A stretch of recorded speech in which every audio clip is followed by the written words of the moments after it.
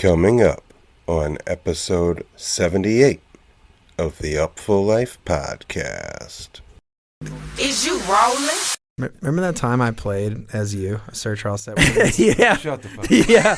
We did it once. That was the one fraudulent. that was the slurky. Was it That was the just to slurkiest Sir Charles moment I had. It was. Could you not make the gig? No. He He flight got canceled. He was out in L.A. and San Diego, and he had a show in Pensacola, and it was decent paying. It was gig. also It was a decent paying gig. It was me and Marty Party. It was even Marty Party, right? Yeah. So I put on. I go into Charles's closet, and I'm just like, all right. I grab my buddy. I'm like, hey, you want to go on the road with me? I'm playing as Charles. He's like, of course I want to come. What I was like, percentage of the crowd knew? Literally no one knew at the end until someone asked me to sign Charles's hat, like the Sir Charles Grassroots hat, and I signed it as Zach, and he was like, does this say Zach on it? And I was like, shit. And he's like, wait a minute. I blew it. I almost had it. But I mean, but it wasn't like all very like, I mean, it wasn't too sinister because I let Stuart know, the promoter, and he was just like, I'm so about this. That's great. That was the slurkiest moment. Slurkiest twin moment by far. Slurkiest twin moment, yeah. I'm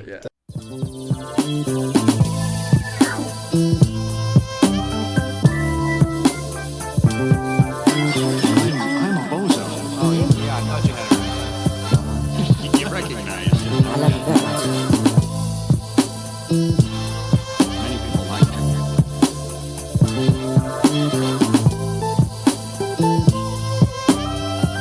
Where all the girls go.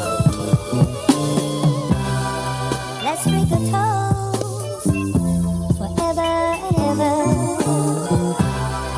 Let's drink a toast forever and ever. Yes, indeedy. Welcome to the Upful Life podcast. I'm your host, B. Getz, and this is episode number 78. Coming at you live and direct from the Vibe Junkie studio in Oakland, California. 78, feeling great, year of my birth. Let's get it, y'all. So grateful you are tuning in. I love you very much.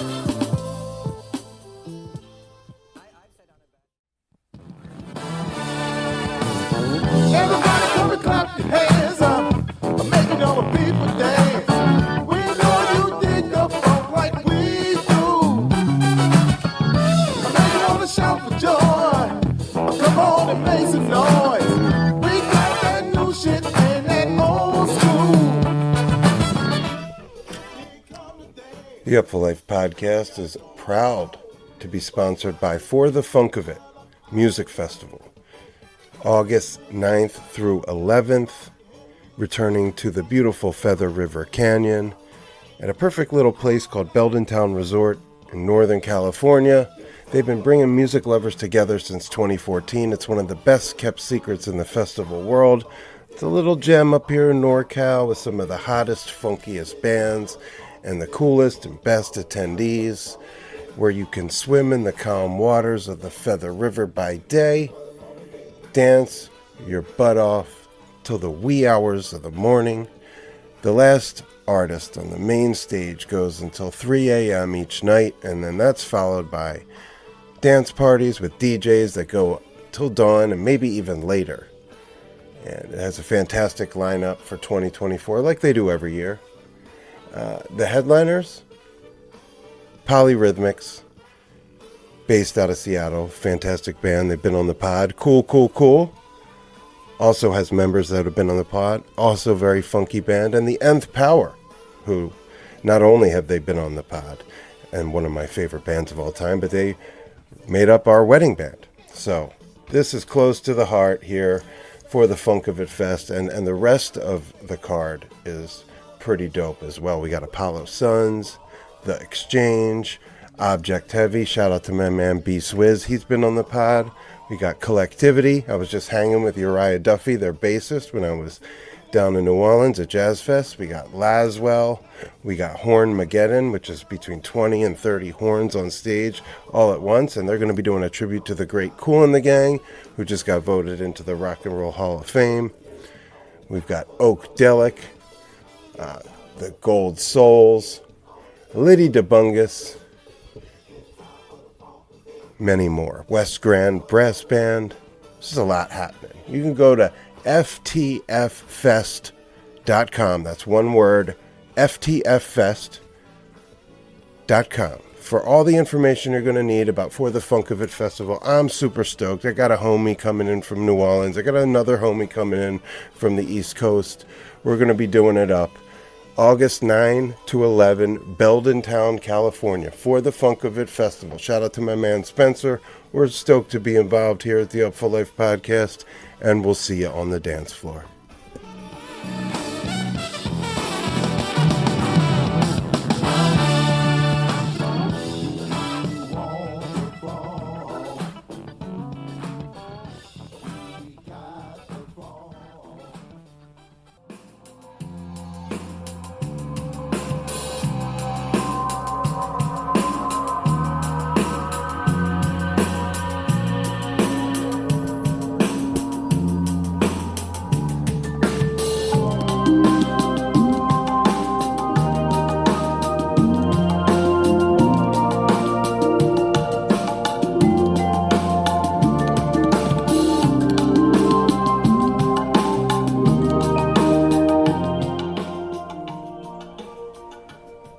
Shout out another sponsor, the Upful Life podcast, Fete du Void.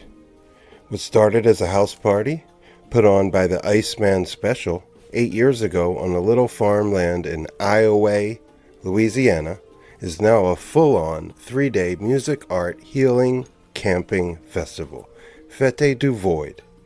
This little unknown grassroots festival is much more than you may expect for a small 500-person event. Over 50 musical acts, ranging from zydeco to hip-hop, rock and roll to dubstep, and everything in between. Headlined and put together by the Iceman Special and their loyal community. A true showcase of Louisiana music and culture. Set on a sacred land with 3 full stages, an electronic stage, and 10,000 square foot warehouse with roller skating, a zen den, a zenzebo, and many more surprises you will only find as you enter the void. Taking place in Oakdale, Louisiana, October 3rd through 6th. Tickets are on sale now at feteduvoid.com. Grab your tier 1s while you can. The lineup is dropping on June 13, which is right around the corner. Void, V-O-I-D, a vision of infinite dimensions. FeteDuvoid.com is FeteDuvoid.com. Fete du Void. Shout out to my man Donnie, the Iceman Special, the Louisiana Underground Arts Community, New Orleans. Just got back from Jazz Fest. Y'all know what it is. This is a big NOLA house. We love the Iceman Special. Wrote about them about a year and a half ago when they played a show up in Crazy Horse in Nevada City. And looking forward to making my way out to Fete du Void, October 3 through 6. Yes, indeedy.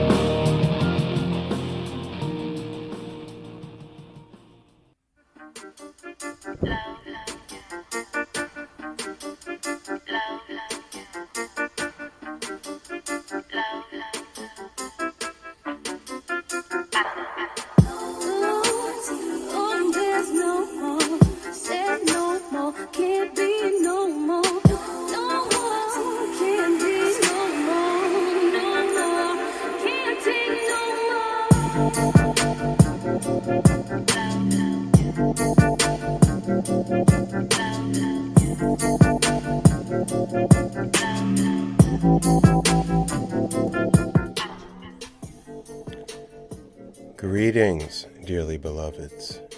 Yes, indeedy, your boy is back, episode 78, and I'm stoked. Yeah, I've been a busy guy since we last spoke.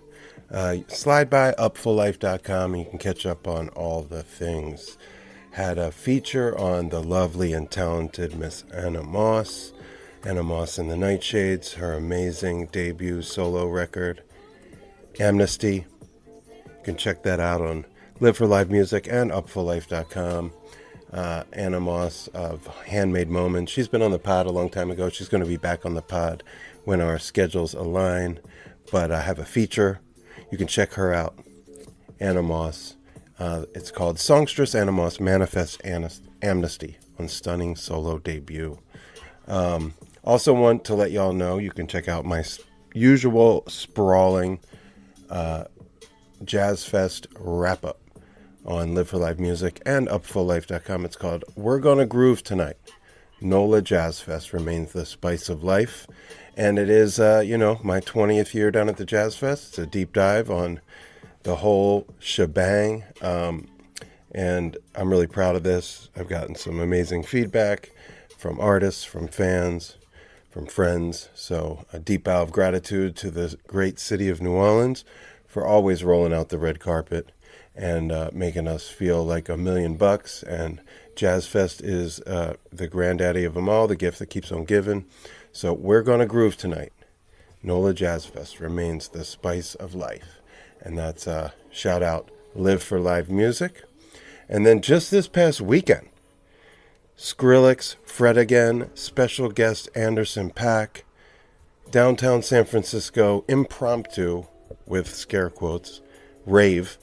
I called it Rave Till Lawn, but it's Fred Again, Skrillex, Anderson .Paak, special guest. 25,000 fans feel the rumble in downtown SF, and that's on Live for Live Music and upfullife.com. So that's kind of what I've been up to since we last spoke. I appreciate anybody who is down to support the Upful Life.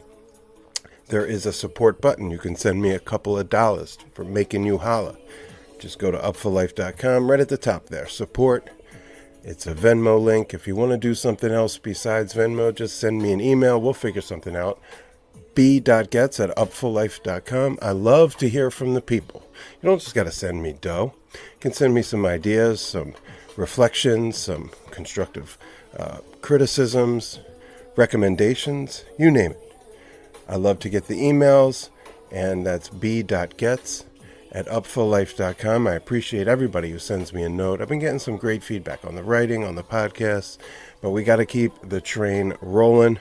I've got some new ideas I'm going to be breaking out for, subscription-based kind of situation with my work, mostly for written stuff, but there might be some pods tied to it as well, so stay tuned for that this summer.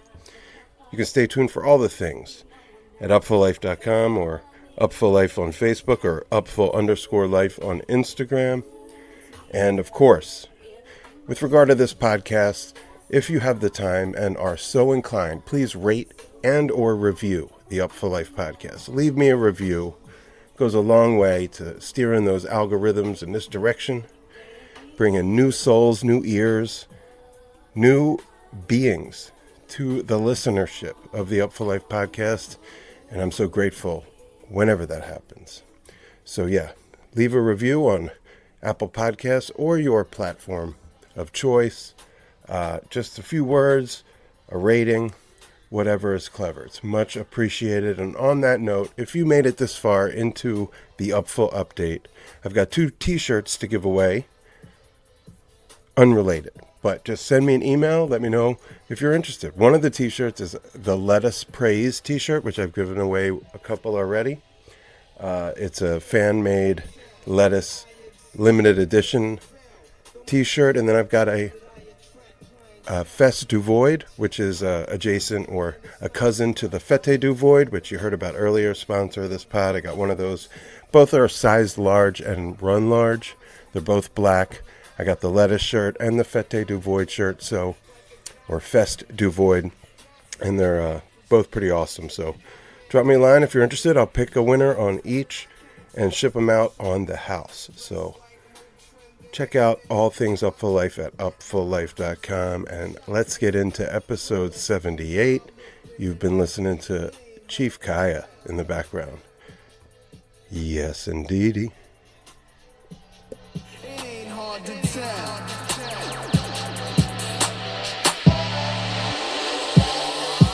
The Buddha monks in your trunk, turn the bass up. Not stories by Aesop. Place looter, parties are shooter. Nas to analyze, drop a jewel. Inhale from the L, school of full well. You're feeling like grill. I keep the skill. Club up, fuck the club up. Fuck the club up, fuck the club up.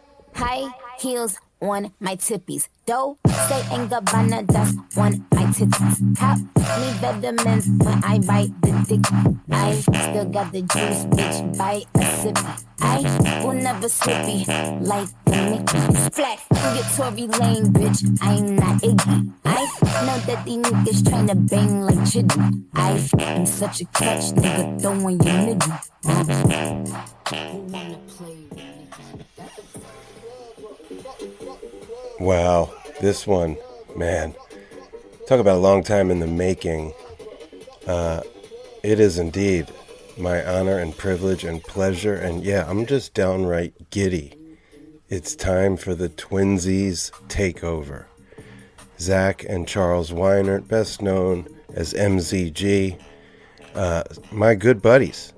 No cap, as the kids say. My good buddies for close to 15 years now. I'm also a huge MZG stan. I just enjoy myself so thoroughly to their sets when they play at festivals, particularly at Suwannee. I've enjoyed their ascent into the electronic music zeitgeist from our little corner of festival world to the world. And finally tracked them down to have them on the pod when I was out in Denver for the Cruder and Dorfmeister thing. Lucky me, the homie Charlie Bilsker, another Suwannee homie, came through.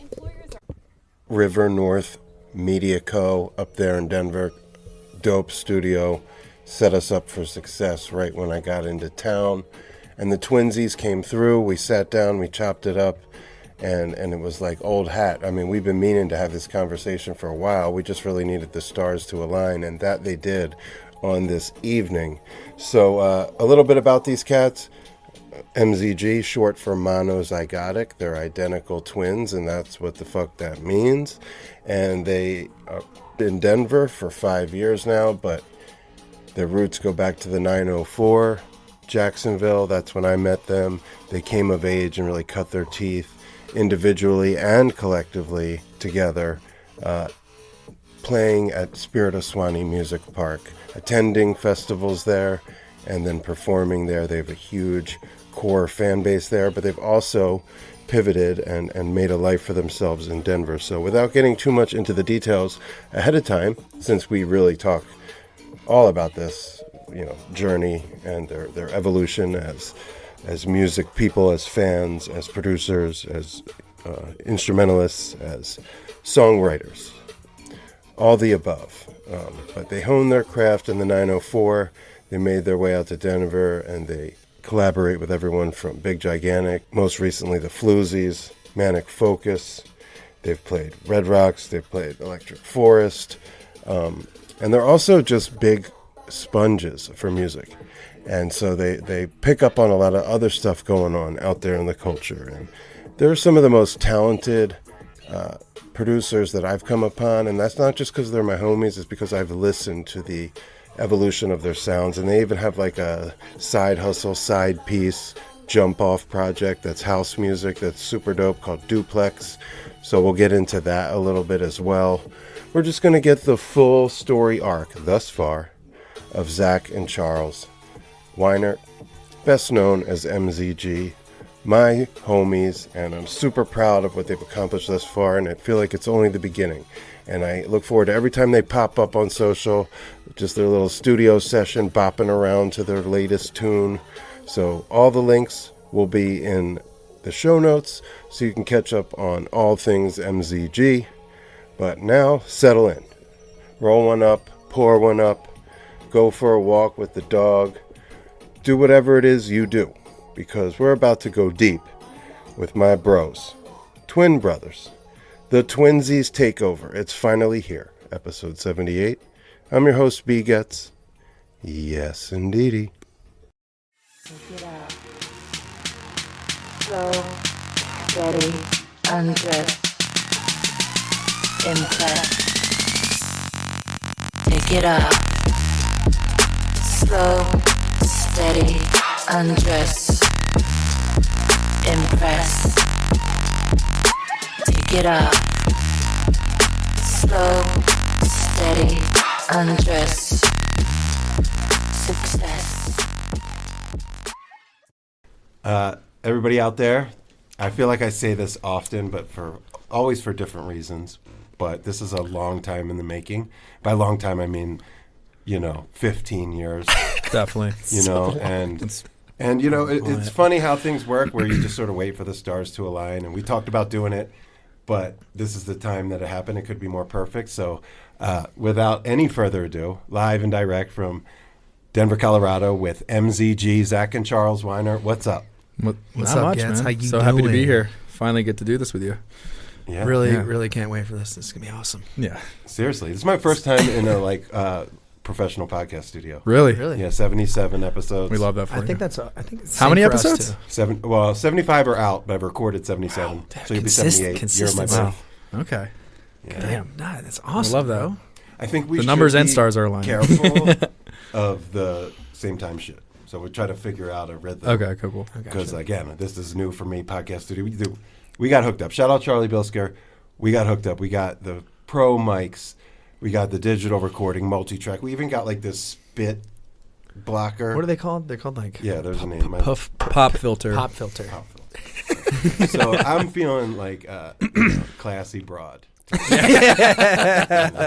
leveled up. So shout out Charlie. As are we. I've been in Denver for like 90 minutes, straight to the pod, and I am a huge MZG stan. It's already well known. Anybody who's read any of my stuff from Suwannee knows that I don't miss the Twins anytime I'm where they are at. And that's not just for Suwannee. That goes way back. We're going to trace the history, but the format of Up for Life podcasts, usually just because artists like to talk about what they're doing now more than they like to remember when. So we're going to talk about now. You guys are fucking busy releasing music, hitting the road, and what you've been doing lately is direct support for the Floozies. So let's talk about that, because you're playing with like an electronic but also live music band. Right. And you're playing to kind of like a hybrid audience. So how did that come about, and what are your initial reflections of going out with that band? Well, let Zach just talk on that one. So it was actually kind of a serendipitous moment. I was out at a wedding in San Diego, and I actually ran into the Floozies guys at their show, because we were out there, and I was like, "Hey, let's go to the Floozies show." I know those guys, so we actually texted our boy Chandler, who runs lasers for them, and we were hanging out backstage, and I kind of knew Mark and Matt a little bit, and like Matt comes up to me and he's like, "Hey," he's like, "I really like that song you did with Big Gigantic," and I was like, "Gee, thanks, man." I was like, "What a nice compliment," And then he's like, "We need to do a song together," and I was like, "Absolutely." I was like, "Let's do it." And literally, like, simple as that, the following Monday after we wrapped up the wedding and stuff like that, and hangs with them, like, he sent me stems, and the rest was history. We wrote the song Denim, and it was really like a back and forth 2 sessions. Me and Charles took the stems, and then Well, it's like he sent you a song too, right? Like he sent you something that was like kind of sort of fleshed out. He sent me stems. He sent me like a song that was halfway finished. Also with Gibbs. I don't know if you guys are familiar with Gibbs. Sure. He was singing on it, and it was literally it couldn't have worked out better. It really wasn't a hard session. Like, it just made sense. And I love when that kind of works out. And like, everyone always, a lot of people have been like, "Oh man, how'd you link up with the Floozies?" A lot of people are like, MZG, the Floozies wouldn't have put the pair together, but like, it was just, I feel like we've always gotten along. We've always talked guitar, and me and Matt's history, in the past, we've really clicked in that way. And he was just like, "Man, I really like this," and it was just really, really like genuine, and that's kind of how it came about. And then they invited you out. Yeah. to do So some dates. so then they were just like, "Hey, can we put got this on?" the email. we got the email. He was like, "Hey, can we put this on the album? We want it to be like number 1 on the album, like the first song on the album." Very And shocking. I was like, yeah. "Absolutely."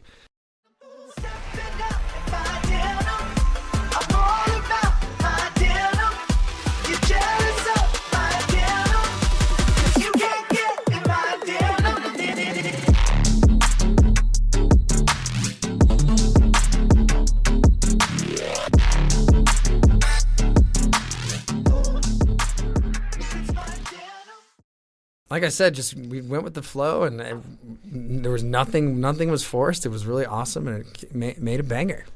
Let me ask this, because this is something I'm just curious as like a nerd. When you get the reach out, or whether it's Big G, Floozies, an artist that, you know, maybe is a tier or two more established than you, is it understood that it's on their record and it's a feature, like featuring MZG, or is there ever a chance when it's going to be on your record featuring Big G? I don't know. I mean, like, it's just like when you're collabing, I feel like you go and just like kind of like it's almost like like you prove yourself to be like, hey, let's collab, see how it goes. If it's good enough, then they're like, let's talk business, or like, let's put it on this, let's put it on that. It's always like, you get asked yeah. if it's on the record. Like Yeah. most of the time, it's literally just like, hey, let's like, you know, play a friendly round of golf, similar to that. You know what I mean? Let's see what's up. Right. You know what I mean? Like it's like, see if you got the chops. Or, There's nothing, or if it just works, because sometimes you know, just abort mission. Sometimes you collab and it just doesn't work out. I mean, you know? yeah, we'll do it sometimes with like producers here in Denver. You know, we'll just like get together, make a song. Like it's just like, meh, whatever. And But like, you know, it's- we come it's back not- again and make another song, and it's a smash. Yeah, to answer You your know? question, it's not always guaranteed that it's going to be on the record or anything like that. Okay, but if it's not, are you able to turn around and be like, hey, can we have this for Absolutely. MZG? Absolutely. Absolutely, I mean, yeah. there's been a couple of times I feel like we've done that. Like, What's more effective? MZG on the Floozies or Big G with that kind of exposure, or getting some bold font name on an MZG branded record? What is more advantageous? to So you? I mean, with know, the I mean, way like, streaming services work, it's literally all collaborative. Specifically with Spotify, Yeah, like you know, collabs they really do work, They, 'cause they you have feed team off. They markets feed off really there. our Yeah. account. We feed off their account. They kind of, you know, and usually it's- the bigger Phish is definitely like, you know, bringing the smaller fish in their current, of course. you know. But it all yeah. works. Like there's harmony. But there. at the same time, you know, like Remora's due to Sharks. It's helpful to a sense, you know what I'm saying? Do you come out and do the song with them live? Oh yeah, we Wait, with not the not the Floozies? Floozies, no, but Big that's not G's, like their steez. That's not their They don't steez, really yeah, do that. yeah, But yeah. with Big G, we definitely did it like a few times. We did like Red Rocks. We did that In Atlanta. Wow. We did it at Electric Forest. The closings of Oh my Electric gosh. Forest. Yo, we got the MZG boys in the house. Some brand new shit from our new album. It's called Everything.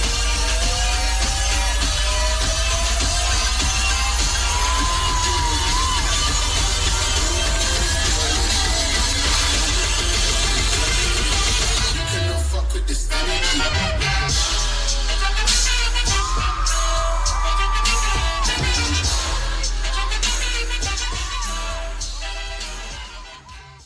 I was shaking. that was That quite was the actually experience. that was something. What is more like, holy fuck, this is happening? Like taking like a sold out Red Rocks or closing Forest? Electric Forest. Forest all day? I mean, it was I mean, don't get me wrong. roughly 20,000 people looking at us.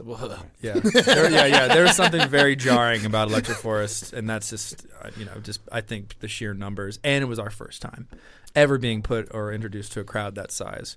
Red Rocks, it was like, okay, this is half of what Electric Forest was, and we've been here before, so it wasn't nearly as like nerve wracking. But still, nonetheless, like I looked out there on the stage, I'm like, I mean, like, when you see like all those people at night, all of them lit up from top to bottom, like that'll do anything to anyone's soul. we actually Mind, you know? we came to this like conclusion, like, and actually this newfound respect for artists that deal with capacities of that size. It's a lot of energy to take in. That like all these people are giving you so much from the But they're crowd. also taking from you, which Absolutely, is one source, but like yeah. specifically like being one person on stage, there's so much riding on it. There's so much riding on the performance, and we really hadn't gotten a taste of that That kind of before, pressure. That pressure, Yeah. you know what I'm saying? And it really it's. I feel like snap things into focus for definitely me. snap for me things. personally. Yeah, I was like- definitely, I can agree with that. It was just it was a kind of a newer understanding of what larger, bigger fish go through. You know what I'm saying? Like sure. larger artists. Definitely a lot of respect. Did there. you notice a uptick in follows, streams? Absolutely. And we owe a lot of that to Big Gigantic. Like they really put us on so well. Like Dom and Jeremy, they're the boys. Yeah, boys for life for that one. I mean, Eternally grateful. Yeah. Yeah, Could and not you be guys more remember, happy. I mean, the humble beginnings, dude. Of Those course, guys dude. were pioneers with that shit. We saw him at Jackrabbits. Or no, you know what? Take it back. Take it back. It was tri-numeral. Yes. Pine Fields and tri-numeral. If you're actually a Wook, you know what 999 was. Oh, wow, y'all were early, because I was like, I remember pretty that. early. I don't know if he had met Getz. Oh, there was by then. 888 met before you that. By then. in I don't think 08. we were hanging, Yeah. but I definitely met you. We'll get to that. Yeah. But those tri-numerals, man, and that whole just that era of music. It was the It was blossoming of the scene, shit. man. It really Yeah, well, was. it was the second blossom. Yeah, right, Right. yeah. Or at least the blossoming of the scene that we got. Right, brought but I mean, into, like yeah. the second generation, I feel Yeah, like you guys yeah. are third generation. First generation being Totally. like Sector 9 Biscuits, Uh-huh. New Deal. Yeah, You know, 100%. Now, you can imagine the fucking audiences when those guys first came out playing Uh-huh. that shit. God. Yeah. And these hippies who just, were scared of rap music. Like, you know what I mean? Yes. But then, enough acid and the right vibe. Right, exactly. Soundtribe converted people because they came with floral arrangements, crystals, so they Right. met them there. And then they're like, all right, this is the amen break. Met you in Hold the on. middle, yeah. You know what I mean? All right.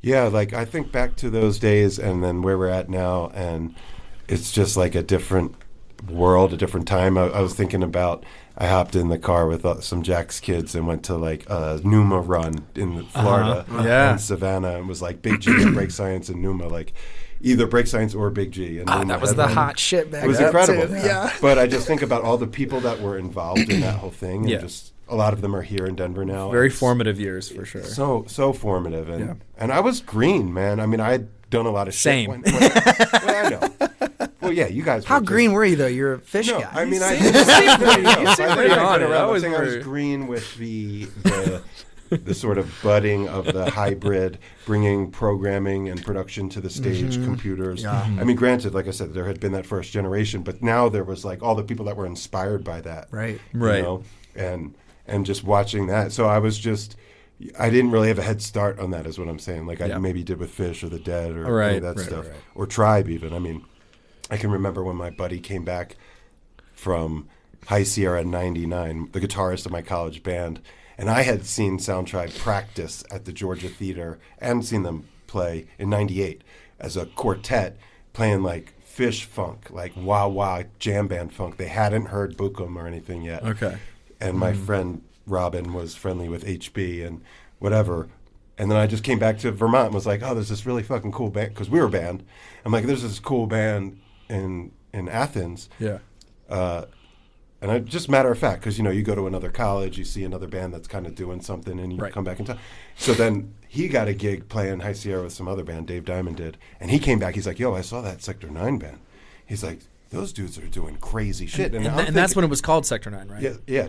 It was Just Sector 9. Well, it was just Sector 9 when I saw them in Athens, for sure. Okay. By High Sierra 99, I think they were still Sector 9. They might have added the Soundtribe Yeah, because of the skate trademark company, thing, right? Yeah, yeah. But what he heard, I'm saying, in that year and a half from 98 to 99, what he heard, what they had just added Jeffrey and completely revolutionized their sound. Totally. And I was thinking of them as like a Fishy band. And he was like, what? No, they're playing like techno, which is his way of saying just electronic music. Right. Yeah.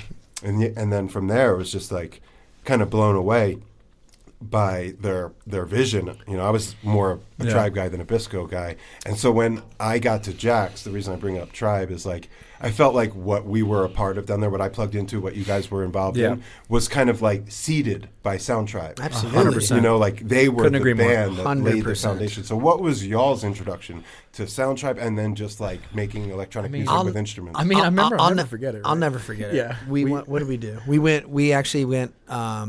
We had never. Well, the thing is, like, we first were introduced to it by we were eating mushrooms in our mother's house for the first time. We were like, I don't know, 17 or something, and like We were, like, we younger got than that. introduced, yeah, like 16. But like either way, like we had just been like I don't know, tapping into like doing psychedelics for the first time, and we get this big bag of mushrooms and we don't know how much to take, so we like all take like 3.5 grams a piece. And we're sitting there just like we took a absolutely space amount. absolutely torqued on mushrooms, and like I remember. I think you were starting to play in Greenhouse. I honestly wasn't at that point. No, who was it? It was our boy Joe Joe. Polito? No, it was our boy Joe. He Joey. got a Yeah, yeah, playlist. yeah. He got a playlist from a friend. It was like a trip playlist, Yeah. and it was all these songs, and one of them was a Soundtribe song called Surreality. Surreality. Yeah. And I'll never forget. We had just smoked a blunt. We had eaten too many mushrooms. Surreality plays, and then our mother's carpet just like lifts up in front of our face and starts spinning, and then we just start like getting it. Like that first trip you have where you're just like, oh my god, like music is just you're just Music enchanted. is everything. Yeah.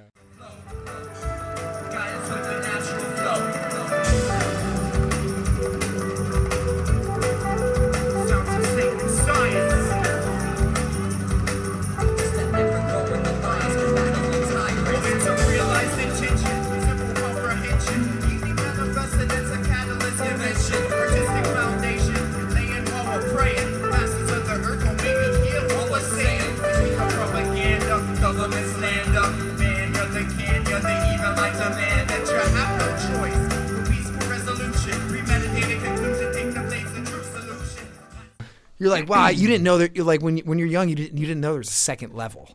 Yeah. Do you know what I mean? Yeah. You've been so Really You've psychedelic, been like, so down here for so long. experience, You know yeah. what I mean? It's just pure euphoria. And then I was like, wow, we got to see this band. So it's like we had like been introduced that way, like personally, But then Was it just a track on the playlist, or were you told like, yo, this is some shit? Oh, it was a track on the playlist. I didn't even know if it was STS9. We were just on the couch, just like letting it play. But and of then course, we you're like, what is this? we song? ran over to it. And so that was like a personal. That was that's the way we got into Soundtribe. But then we went to our actual first Tribe show, or Sector 9 show, as they say, Where? in Miami. Yeah. Oh, it was in New Year's. It was in in Miami. no, it was in Fort Lauderdale at Revolution. Yeah, Fort Lauderdale. Excuse me, at Revolution. Live, yeah. And so what we're talking like 09? 09. Yeah. Okay. This was And I right- just it was after I Emerald. joined after I joined Greenhouse Lounge, my old band, and that was that year 2009. It was the same year that we had were first not the mushroom trip that introduced us. That was like a year or so before that. Yeah, a year and a half, Something or like so. that. And year did you and a take some time to kind of get familiar with the band? Definitely, and, and it took my guitar playing to another level. I was just like, oh my god! I just started obsessing about Hunter Brown. I was like, who is this guy playing like this, just like smooth jazz? I was like, what? But it was like there was like an edge to it. You know what I mean? It wasn't just like everyone's like, oh, that's just not elevator music. I was like, I disagree. I was like, there is a level here that everyone is missing. There's just an appeal that I just obsessed over. I think that's the musicality of your ears and passion versus somebody, because like those early recordings are kind of like mono in the sense that the production quality, just like the sign of the times and the money and the music, the ideas are there. But if you just play it to random, it might sound just very not elevator music, but like just mono. I heard that a lot with my background friends. music, That I would show them these songs in high school. They're just like, "What's elevator music?" I was like, "This is not elevator music. What are you talking about?" And like I was always a percussive guitarist.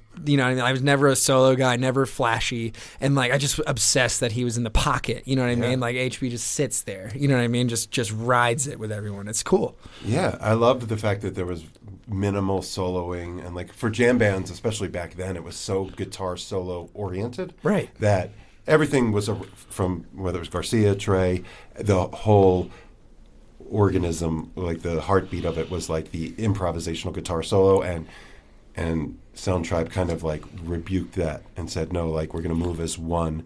And yeah, Phipps or HB might take the lead, but at no time are you like just noodly guitar solo, very rarely.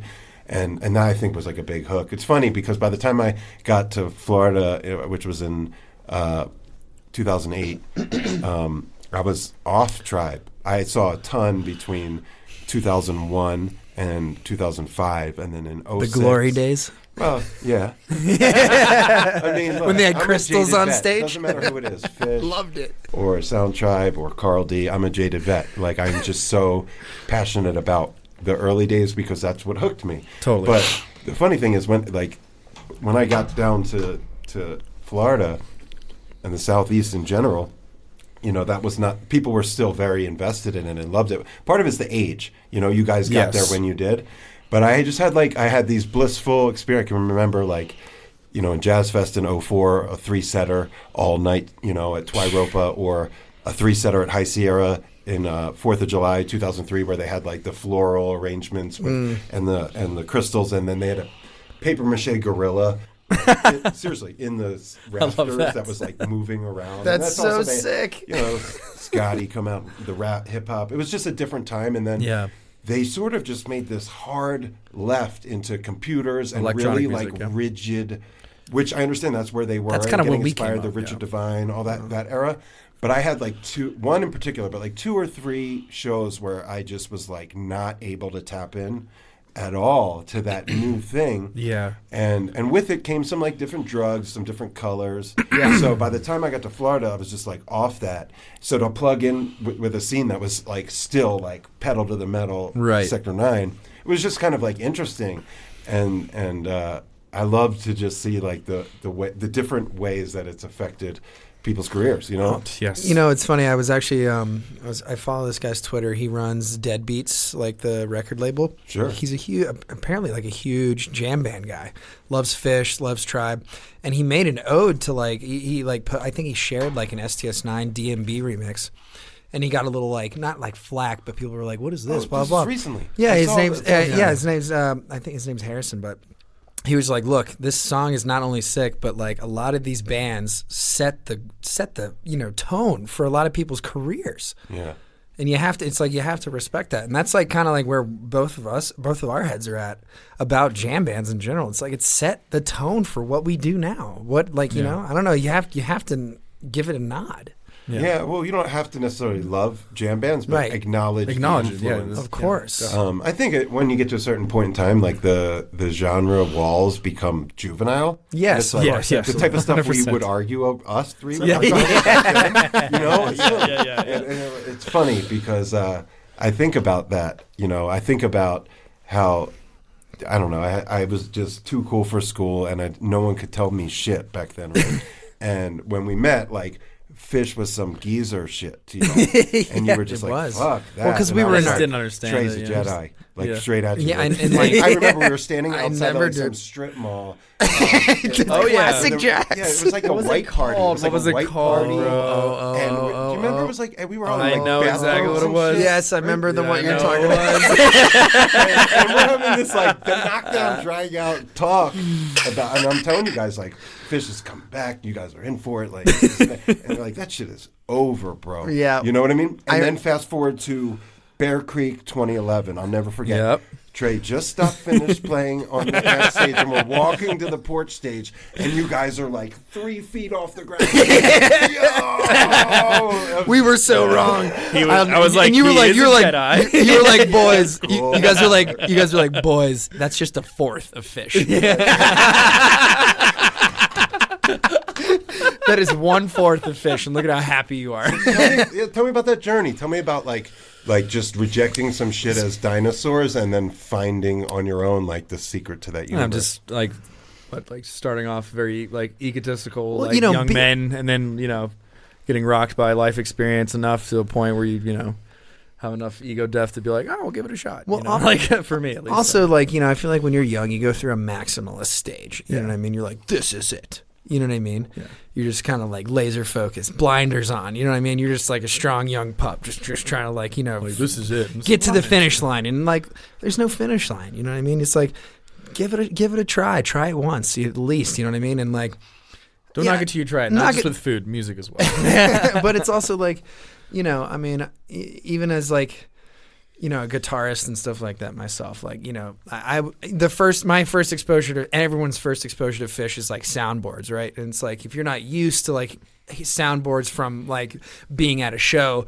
and being like, damn, I want to hear that soundboard because you know what it sounded like at the show versus like, this kind of lo-fi setting. Right. It's, it's underwhelming for someone who's never been to a Phish show. You know what I'm saying? Sure. Yeah. So when I finally got to my first Phish show, it was at Lakewood Amphitheater 2012 in August, and it was a notoriously bad Phish show. I remember Dave. Dave was like so excited for me to go to my first Phish show, and it was just not good, like objectively not good. And, But I bet you loved it. Oh well, I liked it a little. experience, I liked the lot. I got to Right, see. that's You know what what I I mean? I was like, the music. We were so far away. It was at Lakewood. We got like way up there, like near like the wall of the amphitheater, and I was just like, Dave's like, he was so mad because everyone was really trying to hook me on Phish, and then I think the show that actually like locked me in. was Miami New Year's 2013 to 2014. 14 to 15 in Miami, yeah. That was when I was in timeout. Man, I remember we were far away again. I hadn't yet to have floor yet. You know what I mean? Arena Phish is a whole different beast. I remember Trey and Mike switched instruments on Wikipog for like 25 minutes, and I was like, whoa, this is so sick.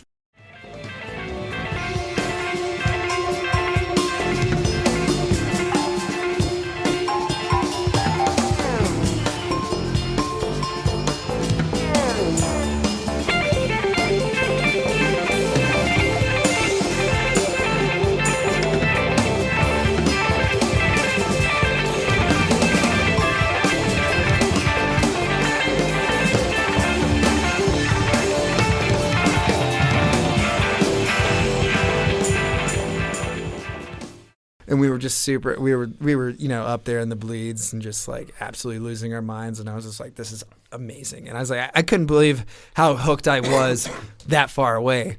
And then I saw, I did Floor in 2016 in Jacksonville. Do you remember that show in Jacksonville? Did you make that one? That was my first one. That was Charles's first one. I had seen like a couple before that, but it was, man, I remember hitting Floor and I was like, damn.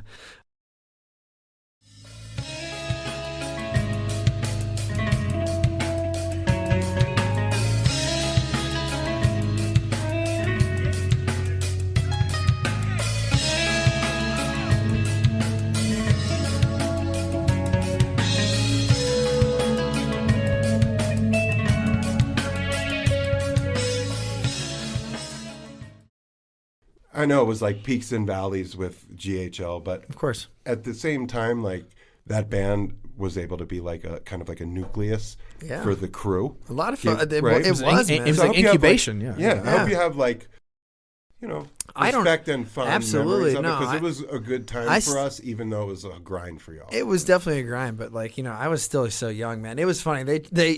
I was the freshman in the class. You know what I mean? They definitely treated me that way. You're also the best musician on the scene. I appreciate you saying that. And Honeycutt too. No slight to Dave, but Dave's a player now. It was it was cool because like even that band helped Charles get into Sir Charles. Yeah. And I remember Ryan DeCastro, the steel pan player, was using Ableton. And then we went to try numeral, and Charles saw Elliot. Was it Elliot Lip, right? Yeah, I think Elliot Lip was my first I had seen him at Freebird. Yeah, that's right. And then when I went to try numeral, and then I saw Pretty Lights and Big G and Too Fresh. And I was like, dude, Too Fresh is on my list. I was like, they have they're still the laptops. dopest, bro. They have like laptops, and what are they doing with it? And where are you at in your music when you're seeing this? Are you making music yet? Or are you just into music? No, by that point, like I had been like making like I don't know. Like playlisting and just like really getting into like electronic music in a way, and I had been like, what I want to do more with it than just. Did you get around a DAW yet or not? I had not run a DAW yet, but I had been like thinking about like where's my place here? What do I want? Like I have this like urge to like really kind of like involve myself in music more than just being a listener, and then going to try numeral and seeing all the people I just stated.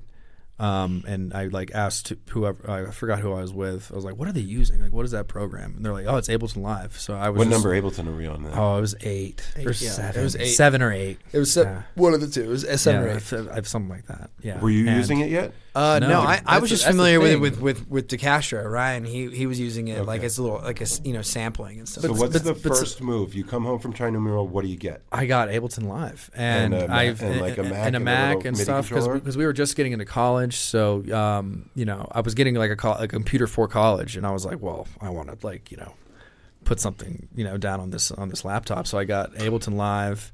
And then I decided to do Berkeley online music production courses to kind of like jumpstart me into it. And all that knowledge that I had picked up, I'd kind of like gotten like a nice structure and basis for production. And I took that info and went to GHL rehearsals with it and like helped DeCastro and then eventually helped Zach, implement Ableton Live into the greenhouse sets. I think we even made a song together, Yeah. Slow Drip. Yeah, Remember Yeah, that? we made Slow Drip. Yeah, man. And That's I wrote there was another one I think I gave y'all a Sands. Sands. Yeah. There's I remember there's a few. Sands too. Yeah. That was all. slow drip. Bang. We made that one. We made that one in the Note to dorm room. self, I'm Yeah. dropping that in the pot. Okay? Coming up next, slow drip. Yeah, so like that was like more or less my implementation into like the scene and like the way I could like And when put you my become Sir influence Charles, into it. like So like initially I was monozygotic. That was an idea that I had. as a solo artist. It was initially solo, and I was like, "That's what I want to do because I'm monozygotic. I'm a twin, yada yada." Then I had a and drum like, era. and then Zach, like, I was kind of like, oh, what if me and Zach did it? Like, oh, like the bright idea of like, let's do twins as monozygotic came about very early, like while he was still in Greenhouse Lounge, and this was like, we were underage, and I remember we got booked to go play. Some homies in Pensacola's booked us to go play in Pensacola, and we, Zach was a drummer, I was doing the DJ stuff, and mind you, like I'm a very novice producer performer. Zach's a pretty like halfway decent drummer, so we're just like stoked to go travel somewhere to go do this. We're but just happy to be there. Yeah, like Playing like an electric kit. No, I was playing a real kit. Okay. Yeah, I think you borrowed Jason's or something. No, I fucking bought one. Oh, that's right, you had one. I forgot. I remember You I was had a like, kit. I'm not busting like this. I got to get a drum kit.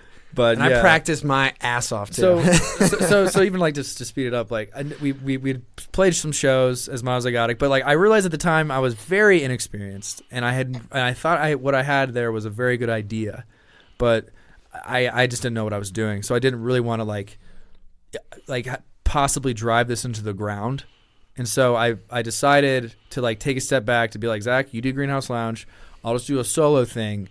And we'll save monozygotic, that project, for when we're like ready.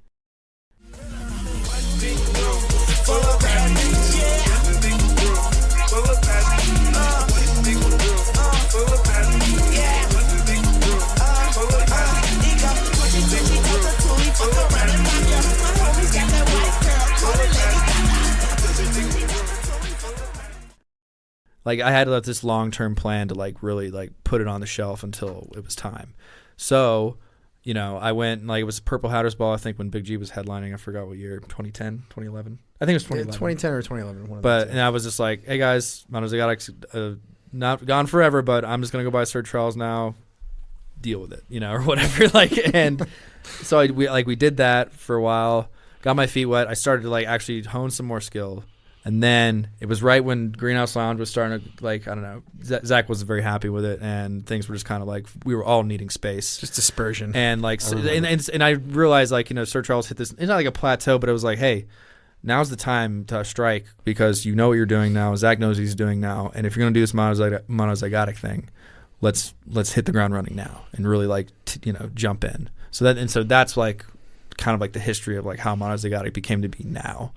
I had a stint with it, but then put it on the shelf to wait for when it was time. The right time, yeah. It's interesting to hear how elementary the Sir Charles stuff was because we couldn't tell. Okay. I didn't really have like the ears that I do now as far as like understanding. Like I can hear a producer now. It was like, all they're trial influenced stuff, by Tipper. man, They're influenced by Bass Nectar. They're influenced, like I can hear that now. Back then, I couldn't differentiate. So it was like, is this dope or is it not dope? A lot of the times you're listening on like a bigger system too, which can like I guess like sound design wise. Well, not sound design wise, it's like mixing and the engineering sound. Like most things on like a big system that you're standing in front of will sound okay. Like you won't hear the intricacies of like, oh, that's kind of quiet or something when you're listening on like a pair of headphones or something like that. But like I was just shooting at the hip really, and like kind of just trial and error. Throwing shit against the wall, seeing what stuck, what didn't, and I just wanted to make sure that like my experimentation area of like figuring out my sound, figuring out what I wanted to do, wasn't a part of something that knew I was going to like.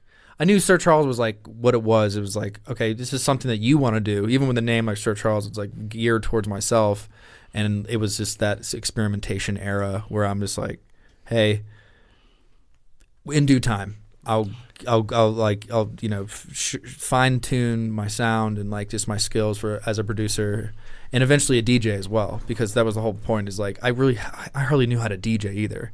Right. There wasn't a lot of YouTube tutorials on it at that point yet, not a lot of information. So it's like really just kind of like going with the flow and just throwing stuff against the wall, seeing what stuck. So Remember that time I played as you, Sir Charles said? yeah, Shut the fuck up. yeah, we did it once. We did it once. did one time. That was The one fraudulent. that was the slurky. That was the just to slurkiest Sir Charles moment I had. It was. Or could you not make the gig? No. or did you just He troll? like flight got canceled. He was out in L.A. and San Diego, and he had a show in Pensacola, and it was decent paying. It was gig. less. It was a decent paying It gig. was me and Marty Party. It was even Marty Party, right? Yeah. So I put on. I go into Charles's closet, and I'm just like, all right. I grab my buddy. I'm like, hey, you want to go on the road with me? I'm playing as Charles. He's like, of course I want to come. What I was like, you percentage of the can't. crowd knew? Literally, no one knew at the end until someone asked me to sign Charles's hat, like the Sir Charles Grassroots hat, and I signed it as Zach, and he was like, does this say Zach on it? And I was like, shit. And he's like, blew wait it. a minute. Blew it. I blew it. I almost had it. But I mean, but it wasn't like all very like I mean, it wasn't too sinister because I let Stuart know, the promoter, Well, and he was just like, I'm so about this.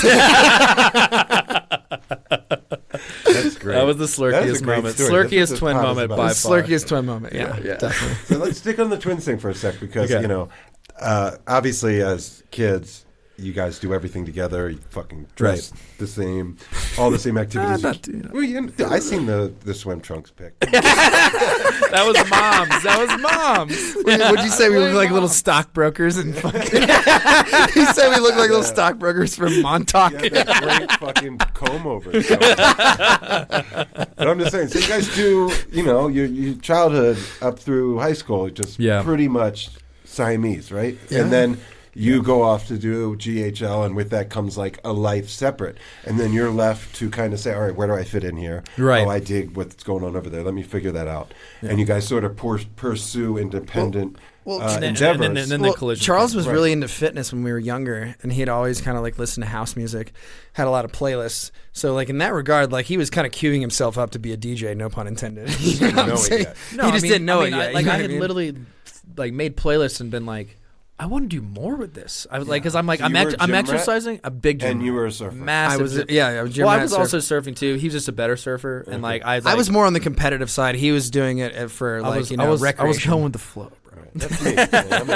I'm just cruising. Man. But so like basically like. I was listening. Like it was like when iTunes was really starting to hit, the iPod Shuffle and all that cool shit. So like, I was really into making playlists. I was like on iTunes. I discovered who A-Track was and Boys Noise and all these like electronic music. Either way, I had learned about Justice. Like all this like really dope EDM stuff, and I just been starting to make playlists so I could run and like really catch a like start pumping and stuff. Pump up the jam, pump it up. I had been like so intrigued as to like, okay, I make playlists, like what's next? So I looked up DJing, and I remember I like was about to download Virtual DJ, like a software to like start DJing and stuff. And because of the Greenhouse Lounge's influence, it literally averted me into doing Ableton and being intrigued into like what using a laptop or like actual production in the music. So I was honestly like on the trail to like just gym rat DJ, and then like because of the GHL's influence, it curved it to that side. But then eventually, in 2014, it came back around, and then I wanted to like learn CDJs and learn how to actually like DJ electronic music instead of do Ableton producer sets. Right. So it all. What's your preference? Like in the live element. In the live element, I like CDJs a lot. I like CDJs too. It's actually it's authentic DJing. Yeah. It's the closest thing to vinyl. Like anyone can crush it in Ableton. Right. Like it's easy to set up. And it's also like you can take a USB stick and go literally any place in the world that has CDJs and be able to communicate with the CDJs. Maria do it. Show up, like wink at someone, and then she's on. Like as long as the power button's on, and like you could be in a room full of people that don't speak your native language, but if you can just plug in your USB and just play music for them, like you're communicating that way. And that's why I really appreciate CDJs and Pioneer and what they do, is because it really does bring a lot of electronic music and the community together, just based off of the vehicle that we're using to play and DJ. With your computer, but with and your Ableton controller. sets, it's like you have to rehearse. Someone has to really know what you're like. It's not as universal in that regard. Can you unplug the CDJ and plug me in? Yeah, bro? like there's it requires a little more, a few more steps. Not to knock anything. Like Ableton sets, if you really put in a lot of time, like a great example. Do you remember the producer Eskimo? Sure. That guy is one of the finest examples of like someone that takes an Ableton set and really like utilizes it to its fullest potential, in my personal opinion. Like Ott's really good about it too. Tomorrow night, Kruder Dorfmeister. I guess I always used to be like that it guy. really can, the customization can be just it's worlds different than CDJs, because you are still it's very standard, you know. There's only so much you can, I mean, only so much you can do with CDJs. Not to say that there isn't a lot.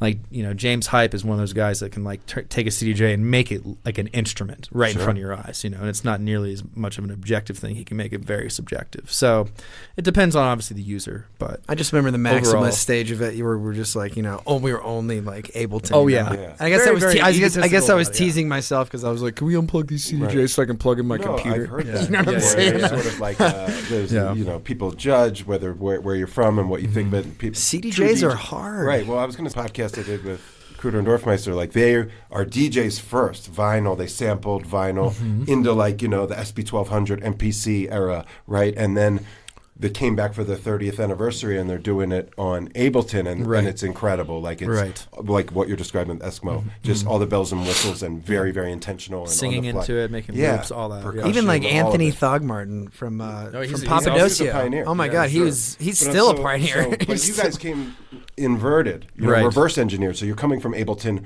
and then you're like, I want the authenticity of CDJs because that's turntablism, because that's the DJ, right? Versus these guys who were like the limit, they got 17 crates of vinyl they got to bring in to play one gig, and now they're like masters of Ableton. Right. So it's they came the other way. So it's really just interesting to see the evolution and the ebb and flow of technology and age and geography and generation and all that shit. And artistic choice too. You know, of course. like in how that can literally taste is taste. It Well, doesn't taste is matter taste, what it yeah. is. you can do something for so long and then you're like, I want something different, literally. Like I want it to be challenged. I want my artistic drive to be like put in a different direction, you know. Like, Totally. Or you don't want to get burned out doing the same old. It becomes like old hat. Yeah, for sure. You know? Yeah. But it's funny because, you know, you guys say all this sweet shit about me before we turn on the mics, but I learn a lot from you guys and always have, because you taught me about electronic music both by just talking to me about it and then just by living it. Yeah. And like because we have a relationship and connection, and you know, I might, you know, I remember asking one of you guys like way back when, like, what is trap music? You know, like I just don't see trap everywhere. I know. You know, and I'm like, you're like, I don't was either one or both of you are like, it's the next chapter after dubstep. Yeah. That was basically the answer, and it was true, right? Yeah. But it goes to show, even back then, if I sought some sort of understanding, I'd come to y'all. Yeah. And then so watching you guys sort of come together, so it was monozygotic for a while, and then you shorten it to MZG. I still love monozygotic, but now I realize, as far as like ability to like make an impact easily, it's easy. remember, right? Yeah. But it's good to know that that's what it means. It's you know what I mean? nice. It's nice to, you know, we've noticed even with like telling it to people, it's nice when they figure it out. Like, what's it mean? And we tell them like, wow, that's awesome. But they're also appreciative. Like, it's wait like a a minute. lore. I'm glad it's Yeah. not. I'm glad it's not me going monos. Like, because the amount of people that were just like, excuse me, Right. because It's like, not you know, biology class. It's like you want to know about somebody's like musical career, and you're just like giving them this big word. think about like brand names, you know, Katra Nada, right? Like, you know, Katra Nada, like so 4 syllables, right? But that's like dope. Like Katra. You just call 'em monozygotic. Katra. It just sounds like, you know. It's hard. It's hard to like make a nickname for monozygotic. So we created an acronym, and it has worked out. Oh, it's much fucking better. great. Yeah. Has a nice. You end G on at a the nice, end. But I feel like end on this that's when chocolatey it G, took off. chocolatey G. It's almost like when it took off. It was like 100%. when you shortened it up, it sort of like lit a fuse. So Yeah. the reason I brought up the twins thing before is I wanted to say you had these independent paths, whether it was like, you know, your gym thing, your music thing, you figuring out music. Then you come together as monozygotic. You had backburnered it. You're like, now's the time, carpe diem. GHL fizzles out, so Charles hits a wall. Yeah. Okay, so what was the like the feeling or the energy, or like when you guys came together after you know, grew up Siamese, split up, do different pursuits. Now your sole vision is like one. Back together again. Right. Well, do you have any kind of like way you could describe what that was like, and like to create with each other, to like embark on this thing together? Refreshing. Definitely Honestly, refreshing. I guess you know, someone that's like technically a life partner, life brother, you know, blood brother. Like that's Your other half. And other half, and like, you know, you like that amount of separation when you actually come together and you realize like, yeah, man, like being on the road alone kind of sucked. Like, you know, I'm always so used to being a twin or like being influenced by like other people and like their heads and what they have to say to me and stuff like that. And I don't have like somebody to bounce off of, you know, and like right there with me.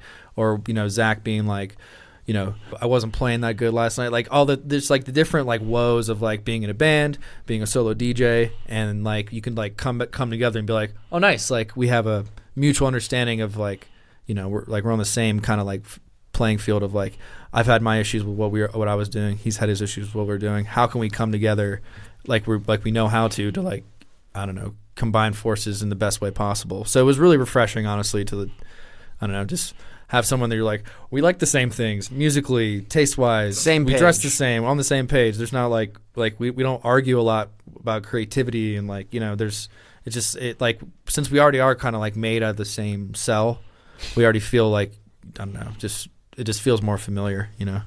Yeah, totally. Yeah.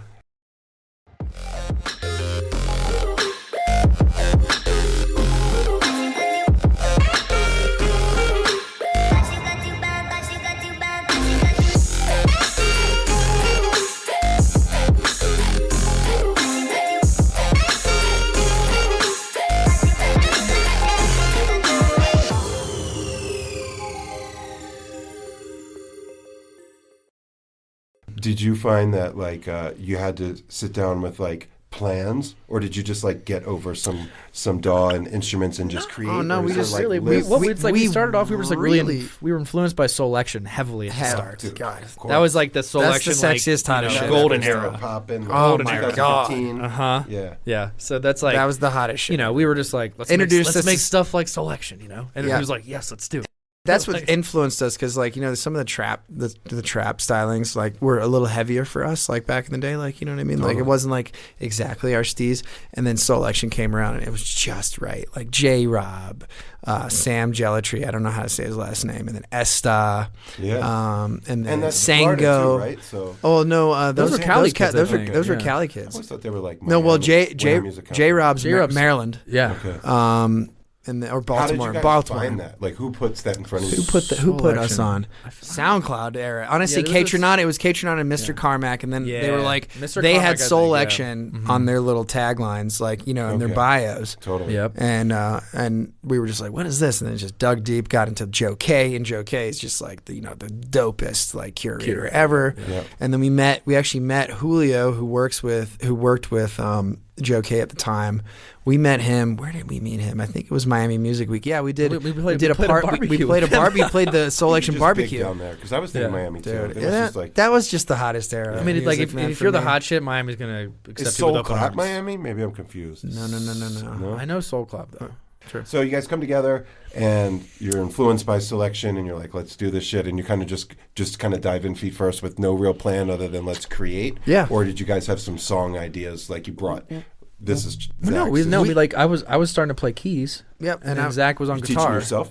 I self-taught. And then I mean, you know what? I actually did take a few lessons with Jim West of the Heavy Pets. Fucking legend. Yep. He's Shout a out fucking Jim. shout out Jim. So we guy. were actually, MZG was like more of a live project for a while. And then I'll never forget it. Like, you know, we were doing our live thing, and then we got booked to play Okeechobee, and they were like, it has to be DJ sets.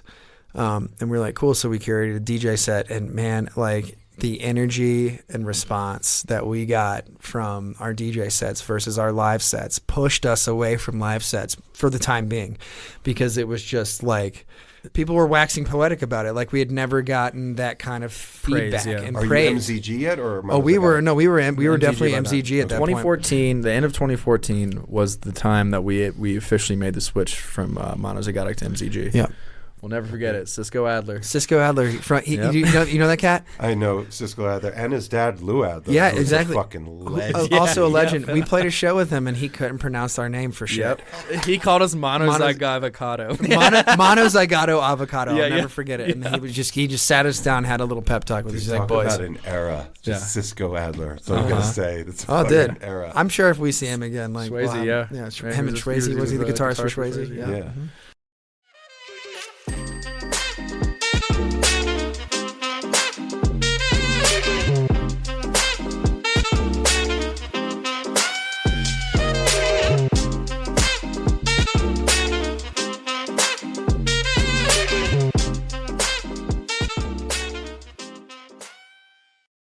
So how was your introduction to? Because I have you guys, even though I met you in Jack's, I will always like connect you to Suwannee. So Right. I know you played with GHL, of course. That was McSweeney and Paul Levine. That was that connection. I know. I'm just saying. I know true, gotcha. that you previous to MZG, you had experience playing there. But I want to know, like, what was your introduction to the park? Period. When was the first time you guys experienced? I mean, Suwannee? mine was Bear Creek Greenhouse Lounge was playing. Yeah, but that was like I had never heard of this place before until it honestly was don't. Dave and like Trey Never once. and Paul Levine. That because they were all friends. Did you know and Paul a lot, from Tally? I didn't know them.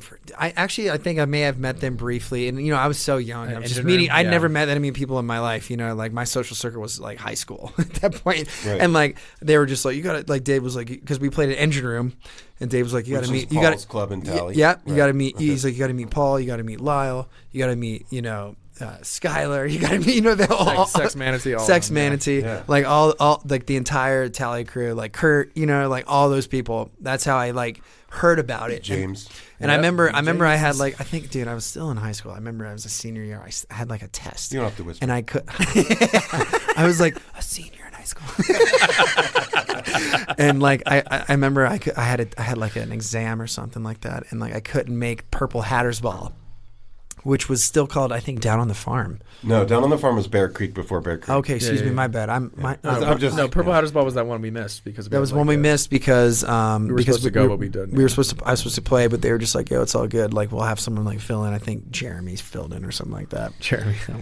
But I forget who filled in. It couldn't have been him. But that was like my first introduction, and then we played Bear Creek 2009 in the music hall. Yeah. And that was my first time, I was and there. I was like, "What is this place?" I was like, "Oh my god!" Like we're just like out here like in the woods, like campfire, eating mushrooms, drinking beer, doing drugs. Like I was like, "This is heaven." Yeah. And it like like what was Suwannee was the big festival there, Sure. and then they had like some country music festivals there. It had like bluegrass. Hulaween and like like the like the nowadays mainstays were it like these weren't even notions. No. It was such a small. It was such Perpetual a. Groove was You playing. fucking too. take 2 hits off a fucking bowl and you get tackled by 3 feds. Dude, Yeah, I no, remember, that dude. was the sheriff. That Now was- you can like roast the MT in front of the cop Yeah. What is it, Tipper and Friends?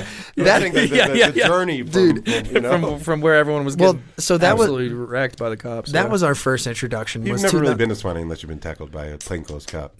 or at least intimidated, like the look they give you. Yeah. You're just like, oh my or, god. or, What about you? or- What was your first recollection? Going to see him play? Going to see him night? play, really. Okay. And yeah, I mean, just, Did you have that same like magic feeling? Oh, I remember going in. But I mean, we had just gotten off a Trinumeral, so Trinumeral was like 999, and then we were just that like, your first fest? I love festivals. Trinumeral That was was my first first fest. festival. Okay. That was mine too. Yeah, was both of ours. and I was like, just smitten. I was like, back in senior year of high school, just like, you guys got to go to a festival. You don't know what you're We were missing. Charles and I were the You bad ever heard of influences. You were ahead of the curve.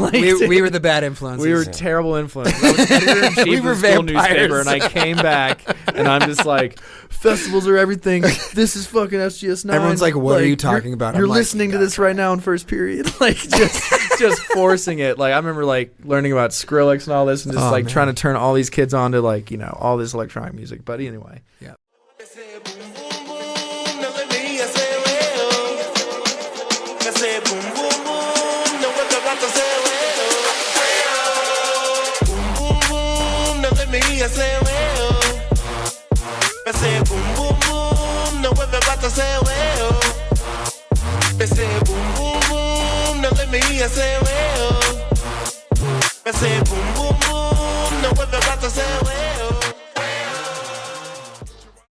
He said Not like he with said nothing, 3 but- words to me, or 4. Hulaween is a force. That I'll never forget the quote. I said this to him when he was on the pod. I'm like, I'll never forget when you told me in jail, Hulaween is a force. He's like, it's going to change everything in the park. Basically saying, like, get over your lactose intolerance because there's It's 5 coming. stages. You don't have to fucking go to string cheese. This is built for you. This is your playground. When you come out, come to Hula. And that was the first thing I did when I got out of jail, and like it was like a coming home party. It wasn't Bear I Creek. remember, yeah. But I remember. Lettuce was there, Dumpster was there. It was like it's like Bear Creek had its own little like colony or village Oh, yeah. as a greater part of Bear Creek, Hulaween. 100%. But the reason I bring up Hulaween, shout out Berg, shout out Michael Paul, Berg, Yeah. the right? boy. I mean, the super homies, right? And, No and doubt. in spite of cheese, it's still my favorite fucking festival, and I love to go every year. And one of the reasons is because of y'all, because what you guys have there, and I see some music. I've been some places, but what you've cultivated there is magic, dude. Yeah. It's such a special energy, whether it's seeing all the old heads and then they're like kids and then like the next generation of like young people who were like you and us or me and y'all, like, but then another generation. So now you're older and there's another like 23 to 25-year-old kids that are fucking so stoked, and just watching like each year, whatever stage, amp stage, Spirit Lake stage, out in the woods, whatever. Yeah. You guys are one of the most sacred things about Suwannee to me. I appreciate you and saying I know that. I'm Means a not lot, alone man. when I say that. So talk a little bit about, your feelings towards like MZG at Hula specifically. We started playing at Hula, and it like it became kind of I think we always played the silent discos, and we're always like involved with it. And I think it was 2016, 2017 when it really started to get special for us. It's when like Grant, like Griz, came to us and was like, "Hey, let's play a Renegade. I know you guys like do Renegades around here."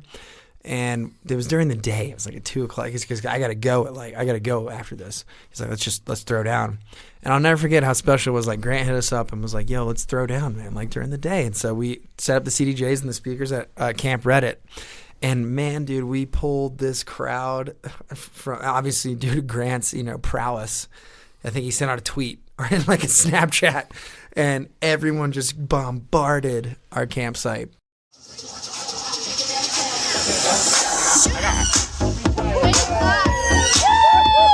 Griz, baby.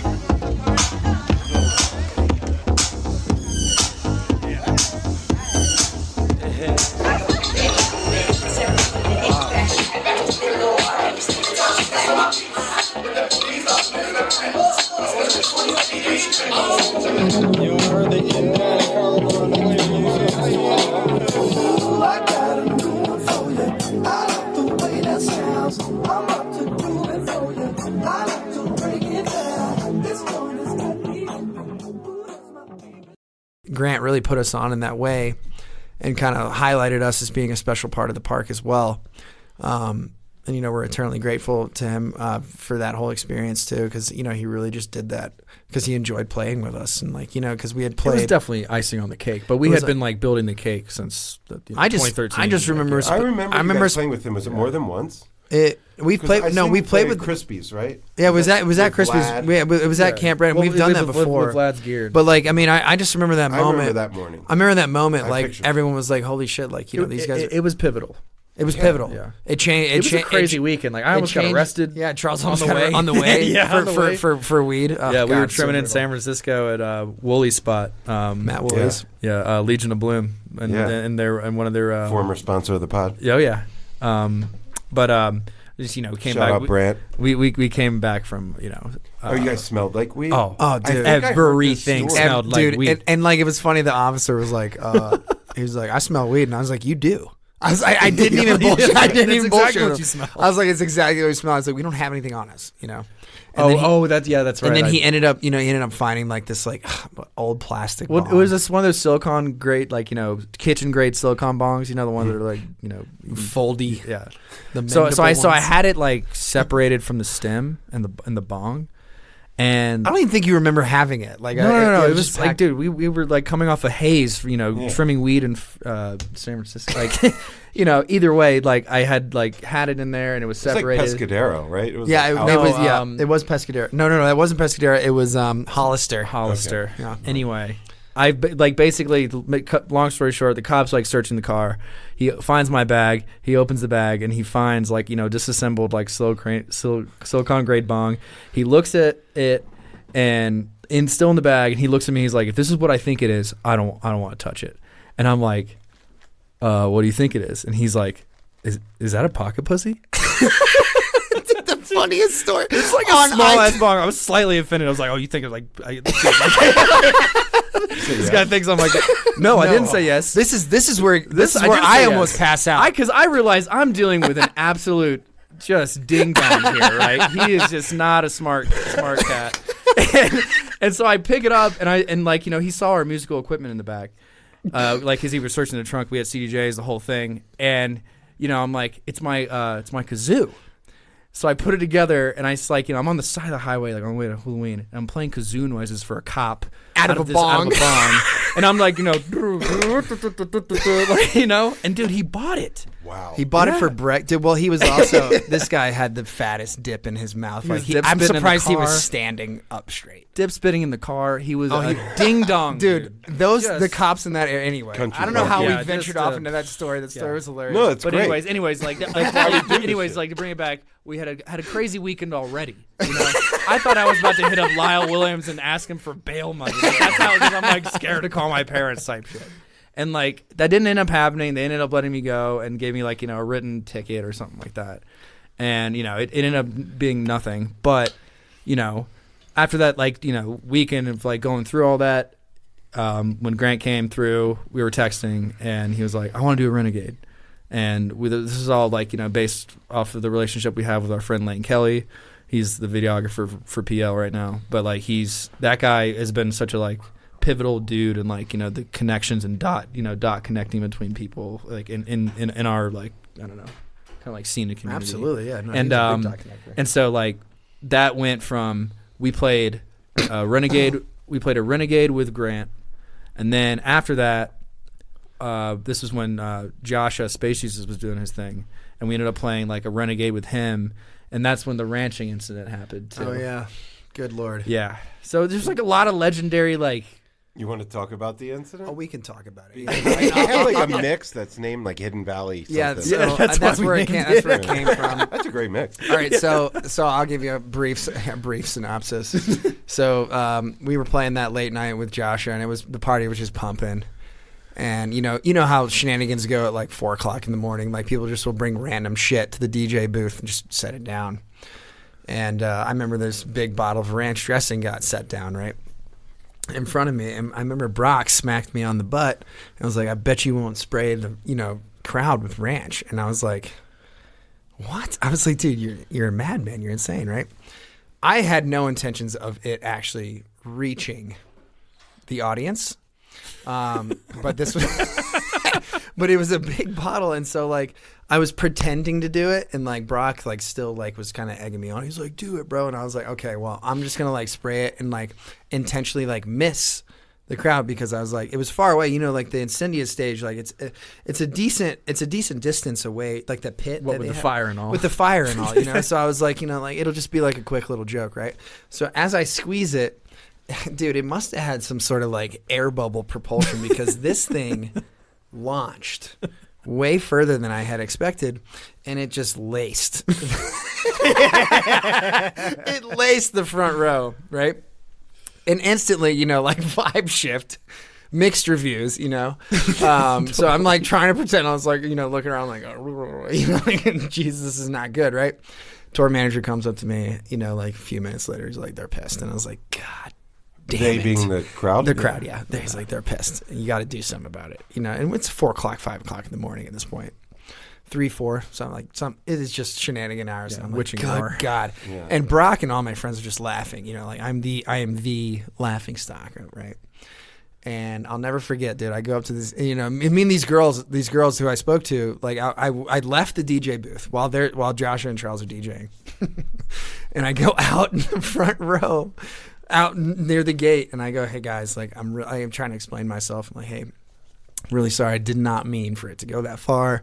It was my bad. Is there anything I can do to make it up to you?" Right? And this girl, and we're still friends to this day. She looks at me and she goes, "Yeah, I'll take $100 or a big fat bag of ketamine." and I go, "I'll do you one better." And I jumped up on their subs, and I grabbed that ranch bottle, and I just dunked it all over my face. Just Slime Time Live. Bruce, Slime Time Live, the the entire ranch bottle. Wow. And dude, there's still a video of it. I can send it to you. Yeah, if you're we- Yeah, interested we'll put in it in the show notes. But it just, the crowd erupted. Like it went from pissed off at me to like, yes, like Yeah. full blown redemption. And it was just the belly laughs, like everyone. I think my buddy like actually peed his pants laughing. Like he literally stepped back, like he just could not contain himself. You know, everyone's so hammered too. It's just like a goddamn shit show. But that's where the ranch incident happened, and that's pretty much how the weekend topped off. Just full blown shenanigans. Yeah, so it was a whirlwind, and that 2017 Hulaween was by far one of the more pivotal ones. And where we really saw an uptick from there. And saw an increase in people coming out to the shows. I remember the forums about the ranch twins. Literally months later, we moved to Colorado. It's literally what gave us the inspiration to pick our stuff up. We met our boy Will Ward, who was really good friends with Phil, and Phil Salvaggio, who's now our manager. He wasn't at the time, but he was working with Will was working with Whit Hawkins, who did Hawk's Nest. We linked with them, switched over to Mammoth, and now we're with Mammoth, and it's just But you trace it back to that. Oh, but absolutely. that 2017 year was special, but not to discredit any of the years prior. There was a lot of groundwork and just overall we played a lot of really awesome silent discos too. We played some of the doper Thursday pre-party nights, and it was all based off of the benevolence of Paul Levine giving us all the opportunities. Big shouts out to Paul for really believing in us and seeing the vision. Paul, Lyle, anyone who's just back at Berg. Michael Berg is the I was going to say 2017.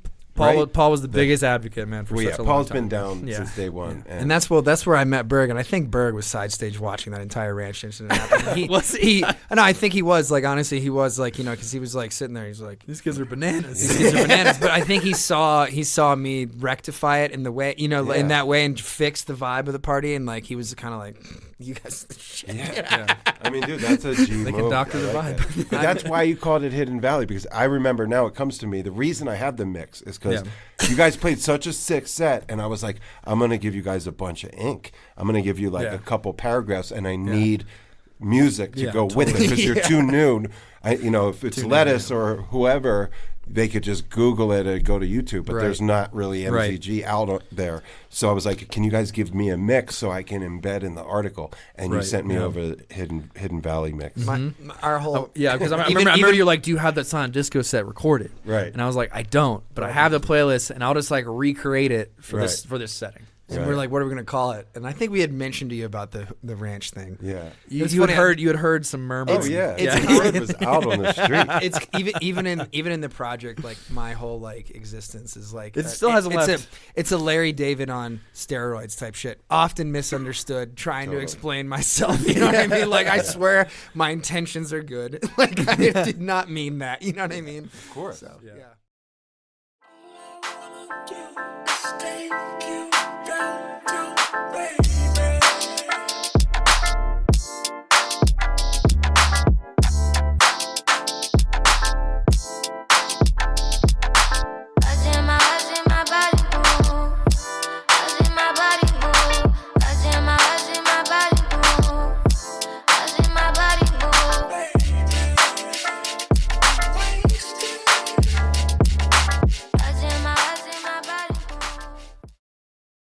All right, we could fucking go on about Spirit of Suwannee, Jacksonville, but we're sitting in Denver, clock's ticking, and I definitely wanted to get into this chapter because, like you said, you build the buzz, you got the stuff going on in Florida, you kind of conquer what you can down there.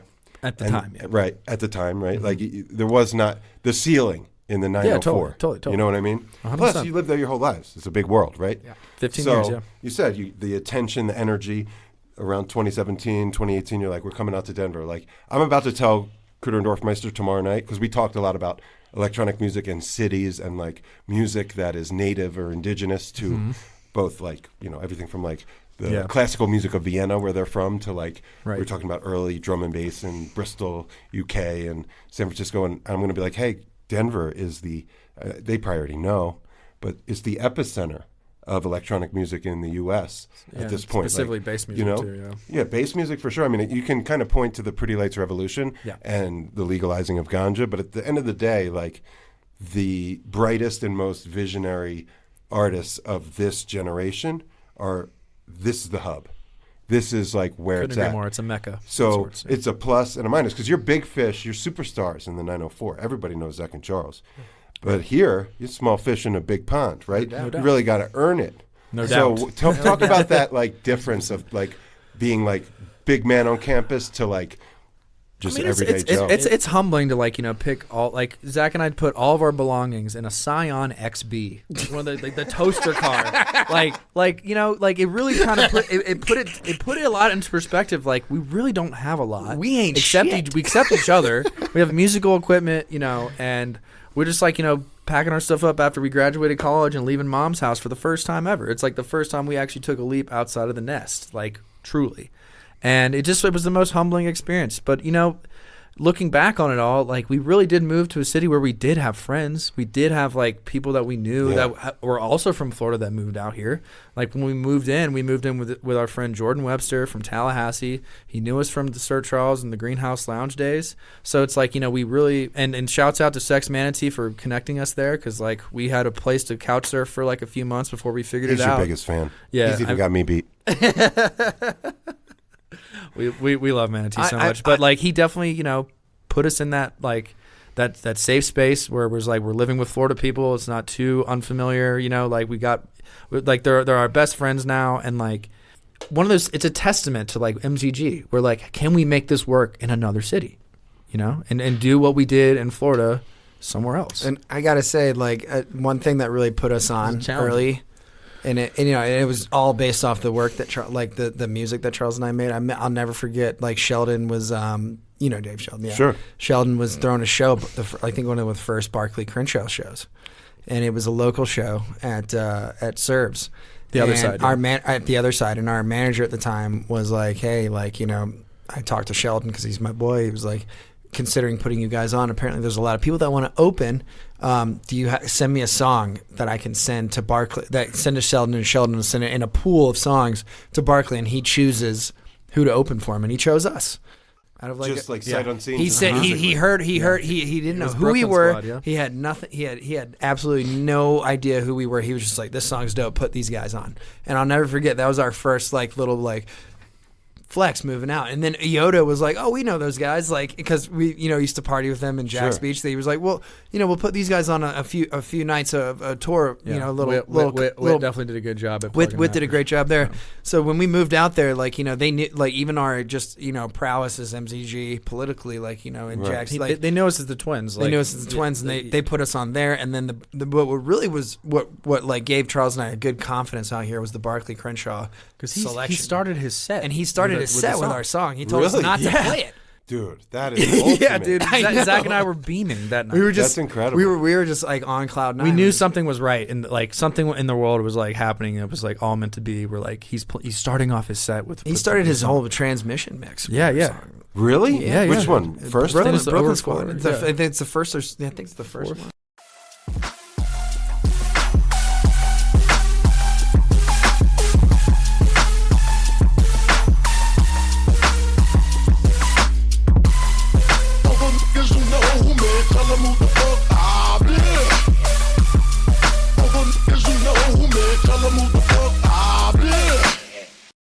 It's so ill. Like, if we could collaborate with it, like we're drawn to. It would be an awesome collab. Yeah, drawn to that. Yeah, manifest. Yeah. But I mean, overall, like that was that. It's been it's had its ups and downs and challenges, and a lot of it was just writing music. Right. Like we were like, you know, we had some tunes like and some remixes and some fun stuff, but it was the first time like the pressure was put on us. Or like, you need a sound, man. Like, to really thrive out here, like, you need something to like people just sink their teeth into. Right. You know. That's actually what I was going to ask about is the sound. Yeah. Okay, because like there's the electro soul, very like stereotypical Colorado, like pretty lights, which we all love that, right? Yeah. But at the same time, it's kind of like Phish. It's like, okay, it's been done. No one's going to do it better. Right. There's all these like imitators, right? Different tiers of imitation, right? And then comes a point in time where it's like, I'm going to do my own shit, right? And you guys were never making music like that. But my point is, you're in Denver, that's kind of like the base camp. The base camp. Well said. Base camp. And one thing I've really admired, and I've paid such attention going back to that 2017 thing, and even before, but we'll start there as like MZG, right?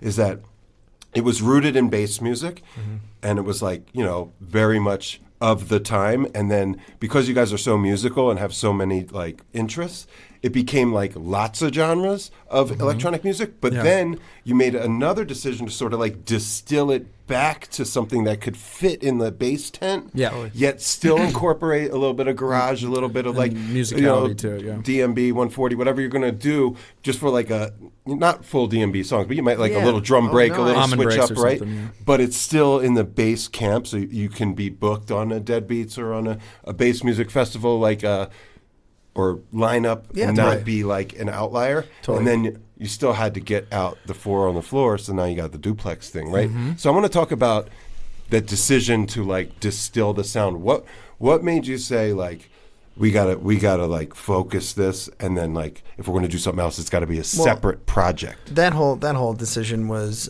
interesting because we had always been all over the place. Like, That's what I'm saying. You were always all over the place, and then that was, you and I focused it. attest to that. I test that to kind of like I guess being in a jam band, being a Phish fan, wanting to do it all. Well, no, like it's like like a lot of those bands tap into different. Yeah. Like I've seen Phish get bluegrassy. I've seen I've seen all sorts of like metal on. yeah, I've Creamy. seen It's metal. good. You know what I'm House saying? So and like, metal. I was just like, why can't we do that as DJs? Why can't we just tap in with like our own vibe to different genres and give people a little taste of like MZG's D&B, MZG's a piano, like MZ, like that. But at the time, I feel like we really needed a bedrock.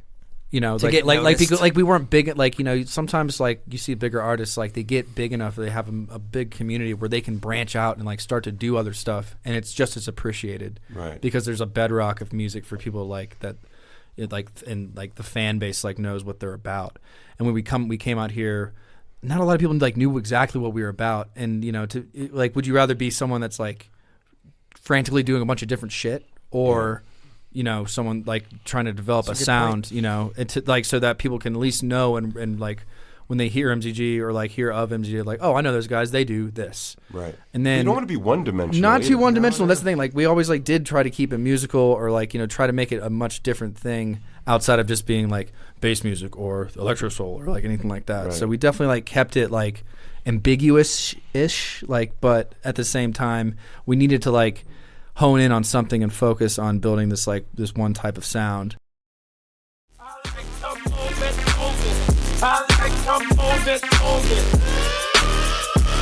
Woman, it's nice, sweet, fantastic. Bitch up on the ocean, that's a Titanic. Woman, it's nice, sweet, fantastic. Bitch up on the ocean, that's a Titanic. Woman, it's nice, sweet, fantastic. Bitch up on the ocean, that's a Titanic. Woman, it's nice, sweet, fantastic. Bitch up on the ocean, that's a Titanic. Woman.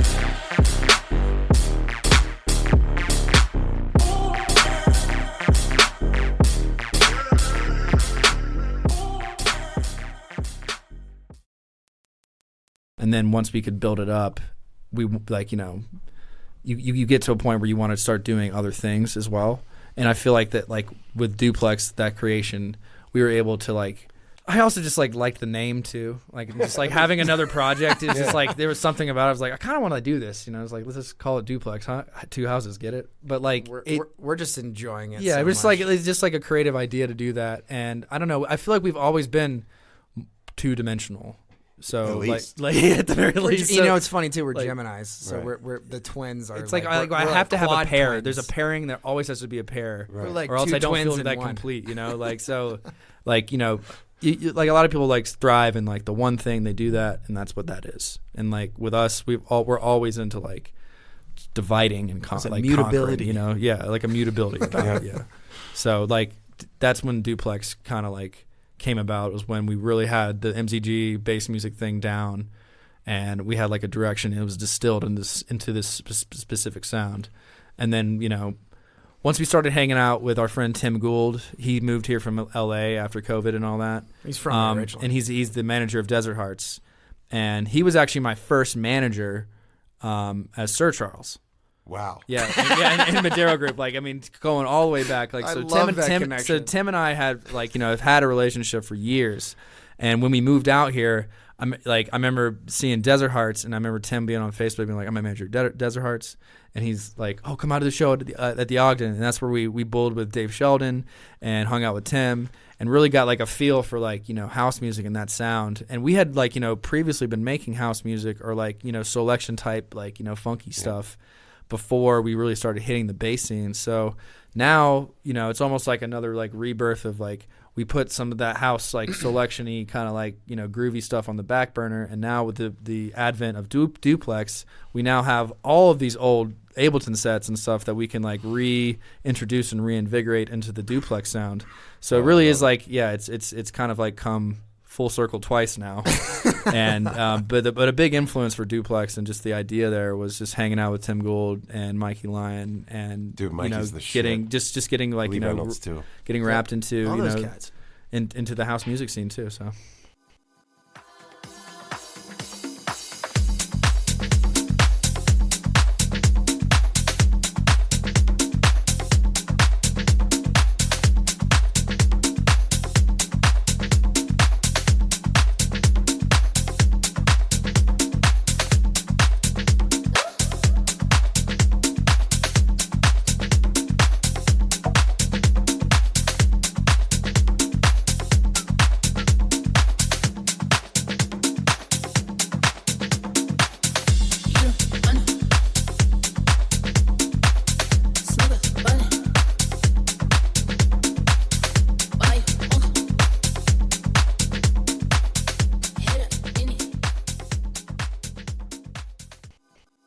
That's funny because I remember. It's funny because AJ just came here, and AJ, when I came to Sonic Bloom, AJ let me have her car, and I drove out there by myself.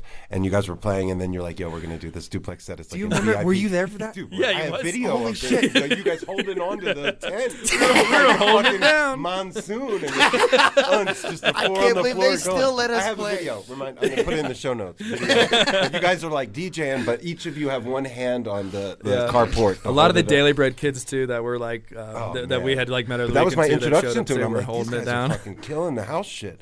You know, and because I turned my nose up at house for most of my life, okay, until Burning Man. I just like found myself could you- spun cookies. You in can't the middle dislike of it at fucking Burning Robot Heart. It's Sunrise, all these like fucking prima donnas, right? But I'm like, this is amazing. And Burner House is special Yes. too. It's got a very Hey. like authentic drum circle feel to it. Yeah, Like I've it's noticed, earthy, very percussive, earthy. you know, earthy. Yeah, Maria is Yep. Yeah. boom. Yeah. And but I'm saying I would not even have the patience or ear for it until I had that like come to jaw moment at the burn. course. And I wouldn't have been able to takes a dig second, yeah. that day at Bloom Yep. had I not like come along with that. And even now, like, you know, with K&D, you know, being able to like talk house music with them, I would have never been able to even like have that dialogue. I've grown to love house, and I really like what you guys are doing. Thank you, man. So, Appreciate it. you know, hopefully we're putting out a couple of songs here shortly. Let's finish we got with some that. EPs, Let's yeah. finish with. I mean, there's so much more I want to talk about, like Yeah. your non-music lives or whatever. But we're kind of getting close. Okay. But releasing music-wise, because this is one thing. Remember, I learned from y'all. Like I come from the generation of albums, of like bodies of work, and so whether it's Lettuce or D'Angelo or fucking, you know, the Roots, like the artists, the canonical artists of my life, right? Their work is presented as a body of work, right? And the current climate of electronic music and just streaming in general is not conducive to that. And I've really, really been, and I know you didn't pioneer this, but you're an artist that I pay attention to like a lot, right? So talk about releasing like a regular schedule of original songs, but only one song at a time. And do you ever see yourself making like an album? Like an album, not an EP, but like 8 songs. 100%. The album idea is fleshed out. We are currently collecting like, you know, projects from our laptops and putting them in like an album folder.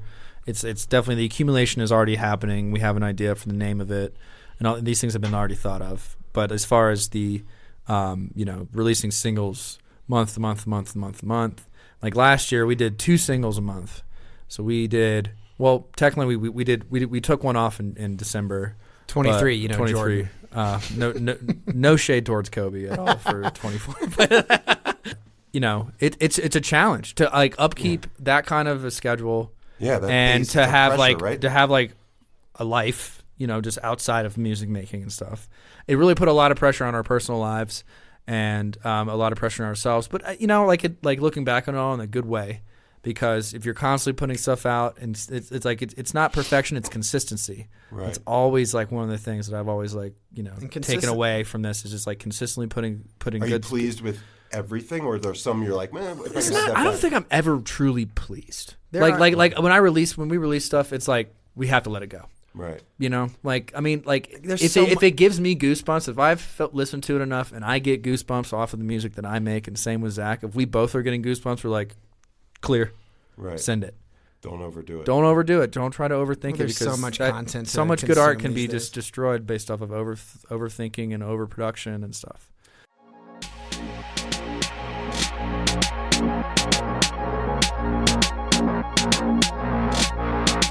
Banda, banda.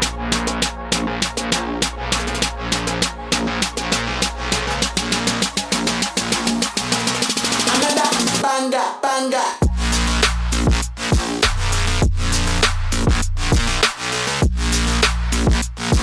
Another banda, banda.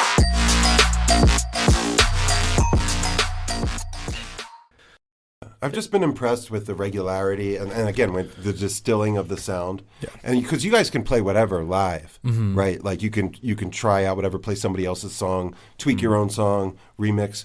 But when you're putting out original music, like it's really got to kind of be branded MZG. You know what I'm saying?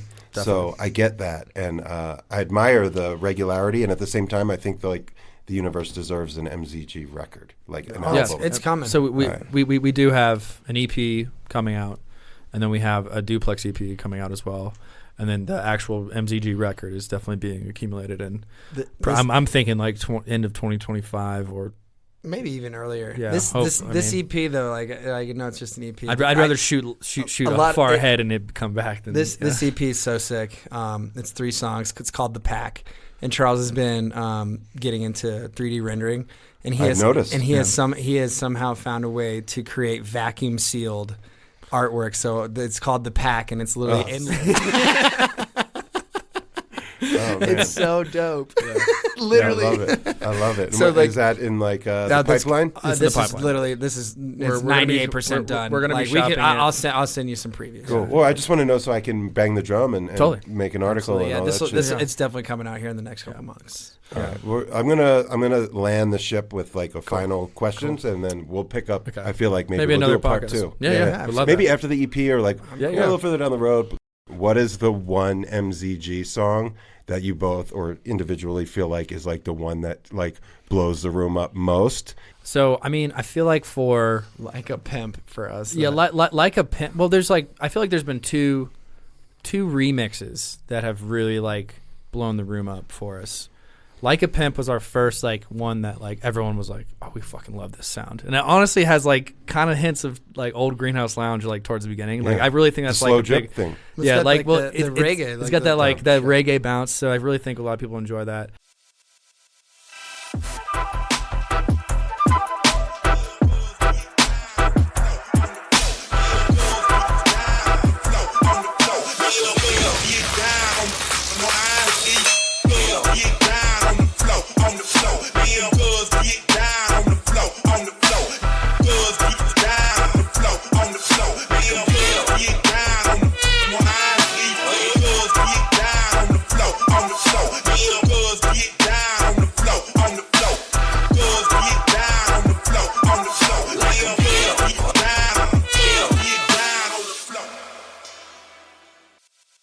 And then the most recent one that we did was called it's Nicki Minaj's "Fuck the Club Up," and I made a flip of it. Really, like it was quick, flyby, whatever. But like it was the first time we had actually like hit a trending lick on the internet, and we had gotten a lot. We have like people in Russia hitting us up, being like, "Your music is making our cold Siberian winter better, like warmer." Dude, I'm not. He is kidding so you. honest. Yeah, about dude, this. like I we swear. got that DM. She is like, there's this woman out there that is like, "You're making my Siberian winter just warmer with your Fuck the Club Up remix," and like, That is classic. and so like those two remixes I think are like the ones that like Set it off I've most. set it off. High heels on my tippies. Dough, say and Gabbana, that's on my titties. Cop me vitamins when I bite the dick. I still got the juice, bitch, bite a sip. I will never slippy like a Mickey. Flex in your Tory Lane, bitch, I'm not Iggy. I know that these niggas tryna bang like Chitty. I am such a catch, nigga, throwing your nigga.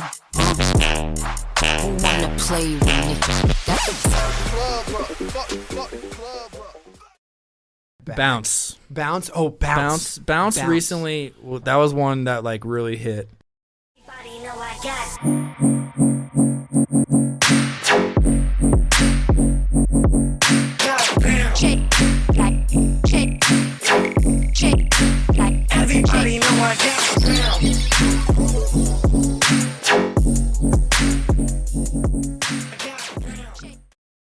That was an original hit home. Yeah, that really And then smacked. another song that smacks. I mean, goodness gracious. I like Katana.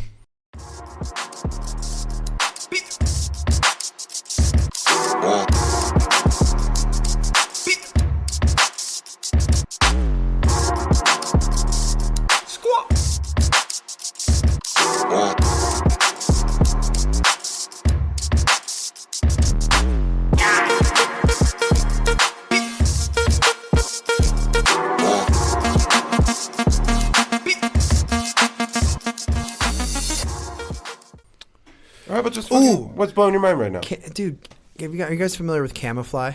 Yeah, Camouflage. Yes, thank you. So Camouflage is awesome, and he's this cat from, I believe, Italy. Yeah. But he has just made so many great originals and remixes, and he's also very similar in a way that he traverses genres very fluidly.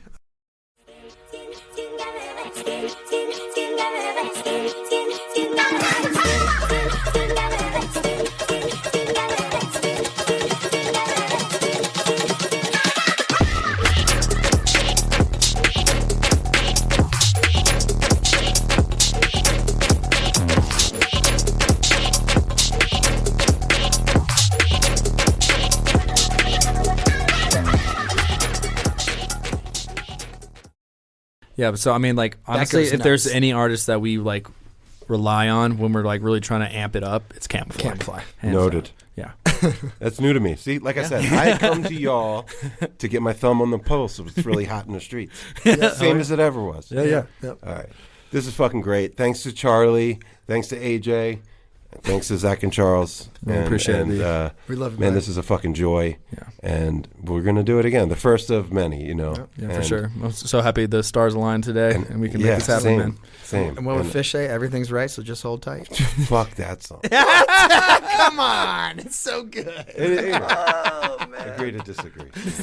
So jaded. But I want to thank you for like coming out on a work night, on a school night. Yeah. You know, you got a big weekend. You're going. Are you playing some shows out of town this weekend? Yeah, we're going to Pensacola, Laguna's Music Fest. All right. Well. Us, What So Not, side piece. Yeah. Nice. Yeah. Player Dave. Player Dave is the shit. Yeah. Player Dave, dude. Player Dave is the shit. You know, I don't know if that's like cool or commercial or whatever because I'm out of the loop. No. But I love Lab Group. I love Player Dave. Hell yeah. You know. All right. Well, this has been the Upful Life podcast with MZG, Zach and Charles Weinert. We want to thank everyone for tuning in, and we'll see you next time. Take care, y'all. Take care, y'all. This is an MZT party. Automatic, supersonic, hypnotic, funky, fresh. My body so melodic, this beat rolls right through my chest. Everybody, ma and poppy came to party. Grab somebody, work your body, let me see you 1, 2, 3. Don't stop it, everybody get on. Yes, indeedy. Man, I love this cut. I love the original. I love their edit. Yo, it takes me back to when they dropped it at Hulaween the first time I heard it. Man, I was putting it down out there. The old man was getting it. One of my favorite memories from, I think that was the ranch incident year. But nonetheless, want to shout out Zach and Charles for that just fantastic conversation. Illuminating, hilarious, beautiful reflections, salient, you know, observations, and just a really authentic and heart-filling, I often say. But yeah, that's what it does. When you have like real talk, it fills the old ticker. So shout out to Zach and Charles for bringing that version of themselves to this show. That's what the Upful Life is all about. And I wanted to just say how much it fills my own heart to be able to talk to the OGs like a Carl D or a Papa Molly or a Steve Gorman or a Kruder and Dorfmeister. You know, cats that have got decades in the game and skins on the wall. And then you got the next generation of cats pushing the music forward. The special MZG.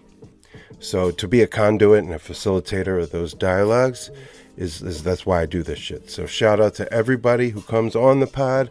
Shout out to everybody who listens to this podcast. It warms my heart after it fills it. And with that, like we always do about this time, the Vibe Junkie JAMZ, we're just going to run a bunch, maybe like 3 or 4 MZG bangers, one after the next. They're short, sweet, dope. You can find out the data in the show notes. And I'll say goodbye, God bless, and we'll see you next time. Yes, indeedy.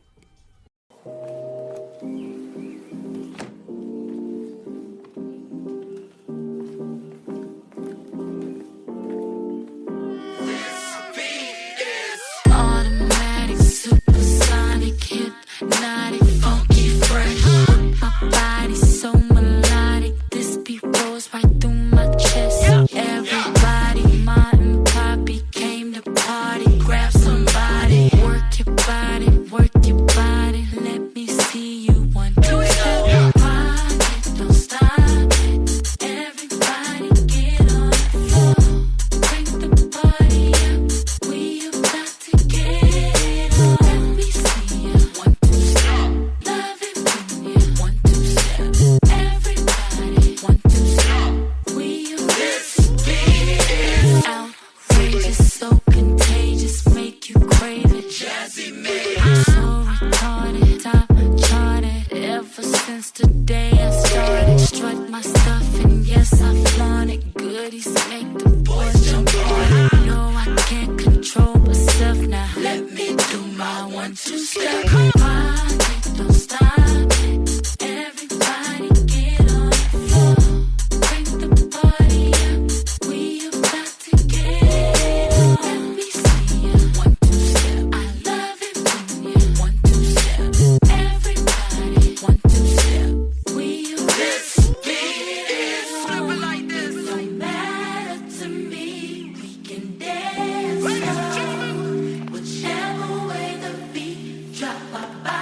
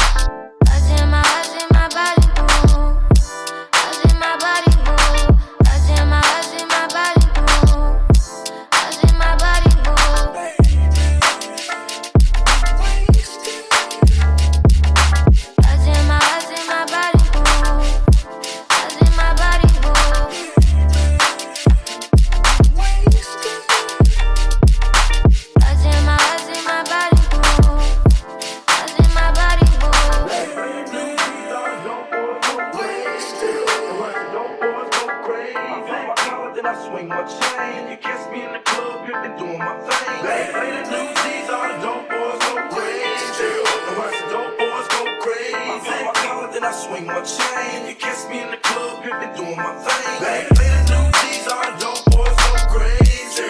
And watch the dope boys go crazy. I'm collar, then I swing my chain. You catch me in the club, pimpin', doing my thing. Play the new G's, all the dope boys go crazy. And watch the dope boys go crazy. I'm collar, then I swing my chain. You catch me in the club, pimpin', doing my thing.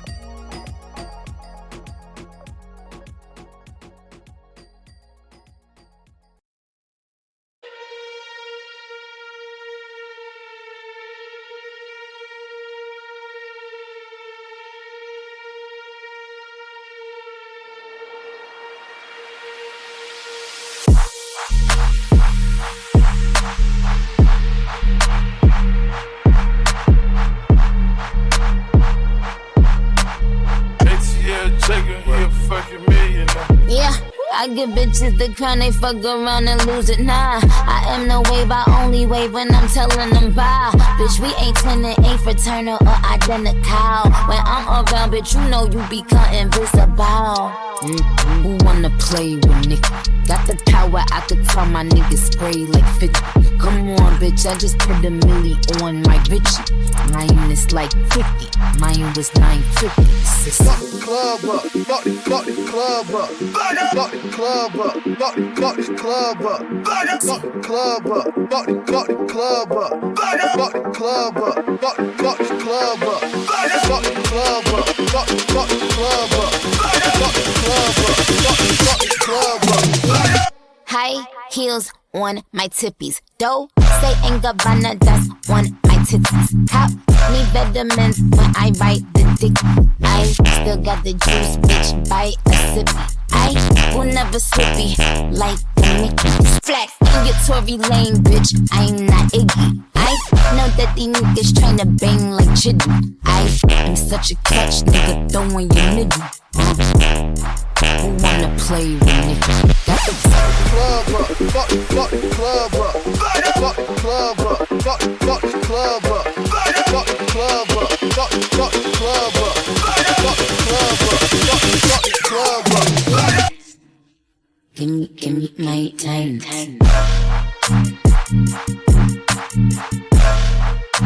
Give me my time. Lock the club up, lock the club up. Flex